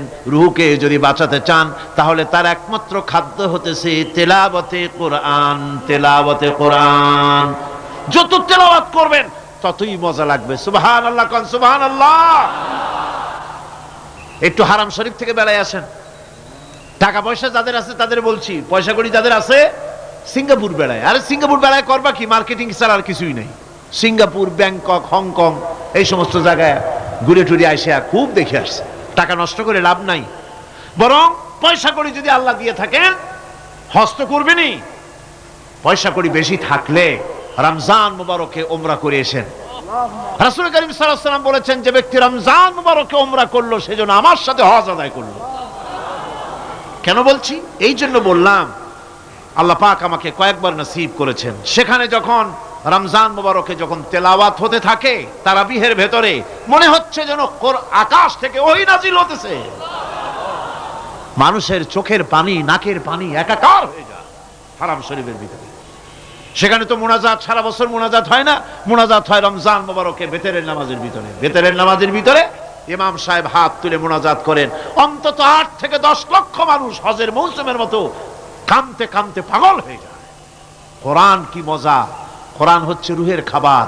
আমরা তো রুহের খাওয়াই না, ঘোড়ার উপরে চড়ি, গাধার উপরে চড়ি, ঘোড়ারে গাধারে জন্মের মতো মোটেই খাইতে দেই না, নিজে খাই জন্মের মতো। খাইয়া ঘোড়ারে খাইতে দেওয়া হয় না, গাধারে খাইতে দেওয়া হয় না। ফলে ওর উপরে যখন সওয়ার হয় তখন ঘোড়া গাধা না খাইতে খাইতে একদিন 4 ঠ্যাং 4 দিকে দিয়া জায়গায় সিটে মরা ছাড়া আর কোনো পথ থাকে না। আমাদের মানুষেরা খায় কি? সুবহানাল্লাহ। এই যে শবে বরাত আসতেছে, কি যে খাবে! দিশা আগের থেকে লিস্ট তৈরি হয়ে যায় কতটা আইটেম তৈরি করা হবে। রমজান মাসে আল্লাহ একটু কম টম মান্দায় খাবে, একটা রমজান মাস আল্লাহ দিলেন। সেই রোজার মাসে যে সারাদিন খায় না, এটাকে উসুল করে ইফতারের সময় সে যে কত খাবার, চোখ সানা বড় হয়ে যাবে দেখলে। পেঁয়াজি, বেগুনি, হালিম, শরবত, তরমুজ, বেল, কলা, কচু, না কি খাইতে খাইতে মাগরিবের রক্ত শেষ। কয় ভাই নামাজটা কোন রকম পড়ে আসি, তারপরে খাবো না। আবার গেল নামাজ পড়তে, আবার এসে খাইলো, খাইয়া তারপরে আবার ভাত খাইলো। কেমনে যে খায় আল্লাহই জানে, গলায় আঙ্গুল দিলে পাওয়া যায়। এরকম খাইয়া তারপরে তারাবি পড়তে দাঁড়ায় না। জনমের মতো খাইলে পরে তো অলস হবে শরীর। তারাবি পড়তে দাঁড়াইছে, লম্বা কেরাত হচ্ছে, উনি রুকুতে আছে, ইমাম সেজদায় চলে গেছে, ওনার খবর নাই। অথবা উনি সেজদায় পড়ে আছেন, ইমাম কোথায় উঠে গেছে তার খবর নাই।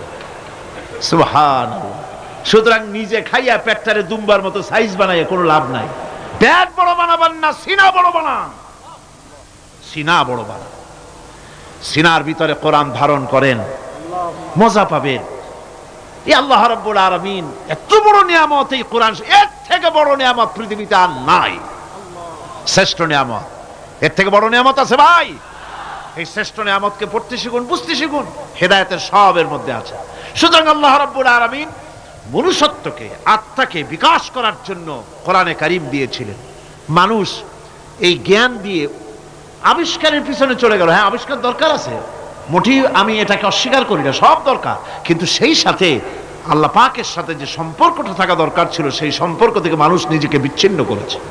কোরআনে কারীমে আল্লাহ পাক বলছেন, লাকাদ খালাকনাল ইনসানা ফি আহসানি তাকওয়িম।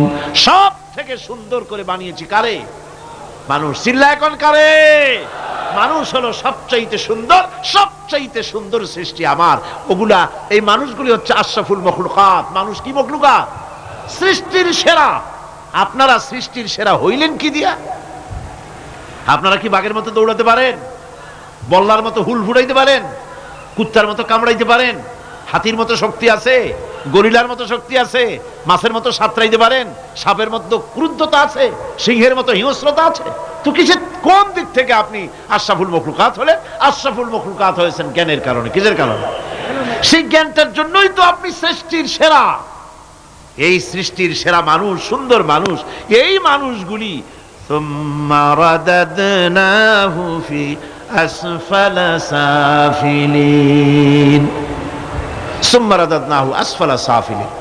এই মানুষ নিচে নামতে নামতে এত নিচে নামে, শয়তান অবাক হয়ে গালে হাত দিয়া নিচের দিকে তাকাইয়া দেখে আর চিন্তা করে এর দূর নামলো কেমনে। শয়তান অবাক হয়ে যায় মানুষের অবস্থা দেখে। আজ America, British parliament, American parliament আইন পাশ করে পুরুষে পুরুষে বিবাহ জায়েজ করে দিয়েছে সেখানে। নাউযুবিল্লাহি মিন যালিক। শয়তানের চাইতে অনেক কিছু, শয়তানও এইসব কাম জানেও না, বোঝেও না। শয়তান তো ভালো, কুত্তাও জানে না, ঠিক কিনা কন? কুকুরেও সমকামিতা করে না, শুয়ারেও করে না, গাধায়ও করে না। মানুষ কোথায় নামছে? এই মানুষ সৃষ্টির সেরা বানিয়েছিলাম, শয়তানের চাইতে নিকৃষ্ট হয়ে গেল। আল্লাহ পাক বলেন ইল্লাল্লাযীনা আমানু ওয়া আমিলুস সালিহাতি ফালাহুম আজরুন গায়রু মামনুন। কিন্তু যারা ঈমান এনেছে, আমলে সালেহ করেছে, তাদের জন্য রয়েছে অফুরন্ত পুরস্কার। এই অফুরন্ত পুরস্কার আল্লাহ রাব্বুল আলামিন দান করবেন যারা নাকি মুমিন বান্দা, যারা নাকি ইবাদত করবে তাদের জন্য। এখন আমি আপনাদেরকে বলতেছিলাম যে ইবাদত গোলামি অর্থে, এর গোলামির পূর্ণ অর্থ সেটা হচ্ছে যে ব্যক্তি, পরিবার, সমাজ ও রাষ্ট্র, জীবনের সকল ক্ষেত্রে গোলামি করতে হবে কার? আল্লাহ পাকের। এই ইবাদত শব্দটাকে কোরআনে কারিমে কয়েকটা অর্থে ব্যবহার করা হয়েছে, সে অর্থগুলি আমাদের জানা দরকার।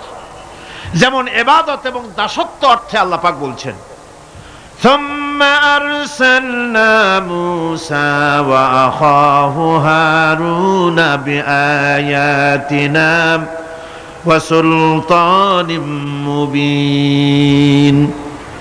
অথবা মূসা এবং তার ভাই হারুনকে আমার নিদর্শন দিয়ে তাদেরকে সুস্পষ্ট রূপে প্রমাণ সহ ফেরাউন এবং তার সভাসদের কাছে আমি পাঠিয়ে দিলাম। তারা যখন তাদের কাছে গিয়ে দ্বীনের দাওয়াত দিল, তখন তারা কি বলল? ফাকালু আনুমিনু লিবাশারাইনি মিসলিনা ওয়া কওমুহুমা লানা আবিদুন। আমি যখন তাদেরকে পাঠালাম, তারা যখন দ্বীনের দাওয়াত দিলেন, ইবাদতের দাওয়াত দিলেন, তখন তারা বলল আমরা কি এমন আমাদেরই মতো দুজন মানুষের আনুগত্য করব? এখানে আবিদুন অর্থাৎ দাসত্ব, আমরা কি তার দাসত্ব করব? এই দাসত্ব একমাত্র আল্লাহরই হতে পারে, আর কারো হতে পারে না। সেজন্য কোরআনে কারীম অন্যত্র বলছে ইয়া আইয়ুহাল্লাযীনা আমানু কুলু মিন তাইয়্যিবাতি মা রাযাকনাকুম ওয়াশকুরু লিল্লাহি ইন কুনতুম ইয়্যাহু তা'বুদুন। হে ঈমানদারেরা, তোমরা যদি আমার ইবাদত করো, তবে আমি তোমাদেরকে যে সব পবিত্র জিনিস দান করেছি তা খাও এবং আল্লাহর শুকর আদায় করো। তো ইবাদত আল্লাহ পাকের করলে আল্লাহ পাক তাদেরকে খেতে দিবেন, পড়তে দিবেন, সবকিছু আল্লাহ পাক করে দিবেন। তো আল্লাহ পাকের ইবাদত করতে হবে, আল্লাহ পাকের উপর ঈমান আনতে হবে, আর তাগুতকে অস্বীকার করতে হবে। অন্য আরেকটি আয়াতে কথাটা এভাবে এসেছে ফামান ইয়াকফুর বিত্তাগুতি ওয়া ইউমিন বিল্লাহি ফাকাদ ইসতামসাকা বিল উরওয়াতিল উসকা লা ফিসামা লাহা ওয়াল্লাহু সামিউন আলীম। ফামান ইয়াকফুর বিত্তাগুত, যে ব্যক্তি তাগুত অস্বীকার করলো, ওয়া ইউমিন বিল্লাহ এবং আল্লাহর উপর ঈমান এনেছে, ফাকাদ ইসতামসাকা বিল উরওয়াতিল উসকা, সে এমন এক মহান অবলম্বন ধারণ করলো যে কোনো জিনিসই তাকে বিচ্ছিন্ন করে দিতে পারবে না। এমন এক মহান অবলম্বন ধারণ করেছে। সুতরাং আল্লাহর উপর ঈমান আনতে হবে, তাগুতকে অস্বীকার করতে হবে। ইবাদত জীবনের সকল ক্ষেত্রে করতে হবে কার? আল্লাহ পাক। কোরআনে কারীম বলছে, এর আগে আমি প্রথমে শুনিয়েছি, সমস্ত নবীরা আম্বিয়া আলাইহিস সালাম তারা তার নিজের জাতিকে গোলামির জন্য দাওয়াত দিয়েছেন। আল্লাহ পাকের বলেছেন আমার জাতি একমাত্র নবী মুহাম্মদ রাসূলুল্লাহ সাল্লাল্লাহু আলাইহি ওয়াসাল্লাম আমার জাতি তিনি বলেন নাই। তাকে দিয়ে আল্লাহ পাক বলেছেন ইয়া আইয়ুহান নাসু উবুদু রাব্বাকুমুল্লাযী খালাকাকুম ওয়াল্লাযীনা মিন ক্বাবলিকুম লাআল্লাকুম তাত্তাকুন। ইয়া আইয়ুহান নাসু উবুদু রাব্বাকুমুল্লাযী খালাকাকুম।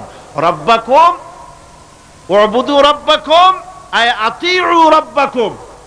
গোলামি করো, আনুগত্য করো, দাসত্ব করো তোমার সেই প্রভুর, সেই রবের যিনি তোমাকে সৃষ্টি করেছেন। তার আনুগত্য জীবনের সব ক্ষেত্রে করো। এক জায়গায় করলে হবে না, সব জায়গায় করলে হবে। আগামী রাত্রিটা হচ্ছে শবে বরাত, তাই না? বোঝেন নাকি বোঝেন না? আগামী রাত্রিটাই আমরা হচ্ছে সেই ধরনের মানুষ, মিনিমাম লেবার ম্যাক্সিমাম প্রফিট। অল্প কাজ করে বেশি প্রফিট যদি করা যায় আমরা সেই পক্ষে বেশি। শবে বরাত শবে কদরে ইবাদত করিয়া জীবনের সব গুনাহ মাফ করাইতে চাই, আর করাইয়া মনে করলাম, বিশ্বাস করলাম যেটা এইভাবে হয়, কিন্তু পরের দিন থেকে আবার যেরকম ছিল মানুষ সেরকম হয়ে যায়। সারা রাত জাগলো শবে বরাতে, সারা রাত জাগলো। সকালবেলায় যে ব্যবসায়ী সারা রাত জাগলো, সকালবেলায় দোকানে দিয়ে ওজনে কম দেওয়ার অভ্যাসটার পরিবর্তন হইল না। যে কৃষক সারা রাত জাগলো, পরের দিন জমিনের আইল ঠেলার অভ্যেসটা পরিবর্তন হলো না। যে ব্যক্তি মিথ্যে কথা বলতো, চুরি করত, ডাকাতি করত, যে অফিসার সারা রাত জেগেছেন, পরের দিন অফিসে গিয়ে তার ঘুষ খাওয়ার বদভ্যাস থেকে তিনি নিজেকে বিরত রাখতে পারেননি। তাহলে এই শবে বরাত করে রাত জেগে ফায়দা কতটুকুন ফায়দা? হ্যাঁ, ফায়দা কিছু আছে, ফায়দা আছে। সেটা হলো পায়াস খাওয়া, সেটা হলো গোশত খাওয়া, রুটি খাওয়া, এই ফায়দা তো হবেই, এগুলি হয়। কিন্তু আপনার মূল ফায়দা হবে কি করে যদি আপনার অভ্যাসের পরিবর্তন না হয়? কথা বোঝেন কিনা? কথা বোঝেন কিনা? মূল অভ্যাসের তো পরিবর্তন করতে হবে। একজন মাঠে মাঠে ঘুরছে, আর এক পাগল এসে জিজ্ঞেস করছে ঘুরছো কেন? কয় ঘুরবো না, আগামীকাল কোরবানির দিন, গরু তালাশ করতেছি, গরু পাচ্ছি না, বাজারে টাজারে ঘুরলাম, আবার আর এক বাজারে যাচ্ছি। আরে বাজারে বাজারে গরু কেন? মাঠে কত গরু আছে, একটা ধরে জবাই দিলেই তো হয়। লোকটি বলছে দেখো পরের গরু জবাই দিলে তা তো গোনা হবে। কয় না, তুমি অঙ্ক বোঝো না। গরু জারি হোক, কোরবানির দিনে গরু জবাহ যদি করো তাহলে সবটা হবে। কোরবানি উপলক্ষে জবাহ করছে, একটা সব পাবা না? তো কোরবানির জন্য একটা সব হবে, আর চুরির জন্য অবশ্যই একটা পাপ হবে। কোরবানি যখন দিবা তো কোরবানির সব আর চুরির পাপ ভগ্নাংশের মতো কাটাকাটি হয়ে যাবে, গোশত খাবা ফাও। তো মানুষের অবস্থা তো তাই হয়েছে। মানুষের অবস্থা হয়েছে শবে বরাতে সারা রাত জাগবো, কান্দাকাটি করবো, ফাও ফাও গুনাহ মাফ হয়ে যাবে, আর গোশত রুটি তো আসি, যদ্দুর পারলাম খাইলাম। পরের দিন ডু ফুর্তি, নো চিন্তা। নাউযুবিল্লাহি মিন যালিক। এই কান্দারও দাম নাই, আর এই ধরনের রাত জাগারও দাম নাই, এই ধরনের ইবাদত করেও দাম নাই। ইবাদতটা হচ্ছে জীবনের সব ক্ষেত্রে ইবাদত করতে হবে। ইবাদত সম্পর্কে মিস ইন্টারপ্রিটেশন যেটা এসেছে, ভুল অর্থ যেটা এসেছে, সেই ভুল অর্থের কারণে মানুষ শুধু মনে করে নামাজ, রোজা, হজ, যাকাতই শুধু ইবাদত না। ইবাদত হচ্ছে জীবনের সকল ক্ষেত্রে। গোলামিটা হতে হবে আল্লাহ পাকের সব জায়গায়। পার্লামেন্টে গোলামি হবে কার? কোর্ট কাছারিতে কার? অফিস আদালতে কার? স্কুলে কলেজে কার? খেতে খামারে কার? রান্নাঘরে, নিজের ঘরে, পরিবারে, সব জায়গায় আনুগত্য কার? কেবলমাত্র আল্লাহ সুবহানাহু ওয়া তাআলার হুকুম অনুযায়ী জীবন পালন করার নামই হচ্ছে ইবাদত। এই ইবাদত, নামাজ পড়ার নাম ইবাদত, নামাজ না পড়ার নামও ইবাদত। রোজা রাখার নাম ইবাদত, রোজা না রাখাও ইবাদত। এখন আপনারা বলতে পারেন যেটা ঠিক কি আশ্চর্য কথা শুনাইলেন, নামাজ পড়া তো ইবাদত, নামাজ না পড়া আবার কোন দেশে ইবাদত? রোজা রাখা তো ইবাদত, রোজা না রাখা কোন দেশে ইবাদত? মূল কথা হচ্ছে 5 ওয়াক্ত নামাজ সময় মতো পড়বেন, তা তো আপনার ইবাদত হবে।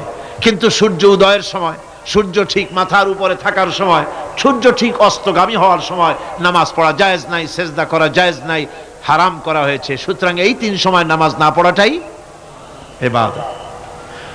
সারা বছর রোজা রাখবেন, ইবাদত হবে, কিন্তু 2 ঈদের 5 দিন রোজা রাখা হারাম করা হয়েছে, ওই 5 দিন রোজা না রাখাটাই, তার অর্থ হলো জীবনের সমস্ত কাজটাই হলো ইবাদত হবে, যদি মুসলমান আল্লাহর হুকুম মাফিক তার জীবনকে পরিচালনা করে। আপনার চোখের চাহনিটাও তো ইবাদত হবে, সুবহানাল্লাহ। এই চোখ দিয়ে গুনাহ কামাই করা যাবে, আবার এই চোখ দিয়ে সওয়াব কামাই করা যাবে। যদি কোনো সন্তান তার মা বাপের দিকে ভক্তির নজরে, মহব্বতের নজরে যদি তাকায়, নবীজি বলেছেন একটা কবুল নফল হজের সওয়াব আমলনামায় লেখা যাবে।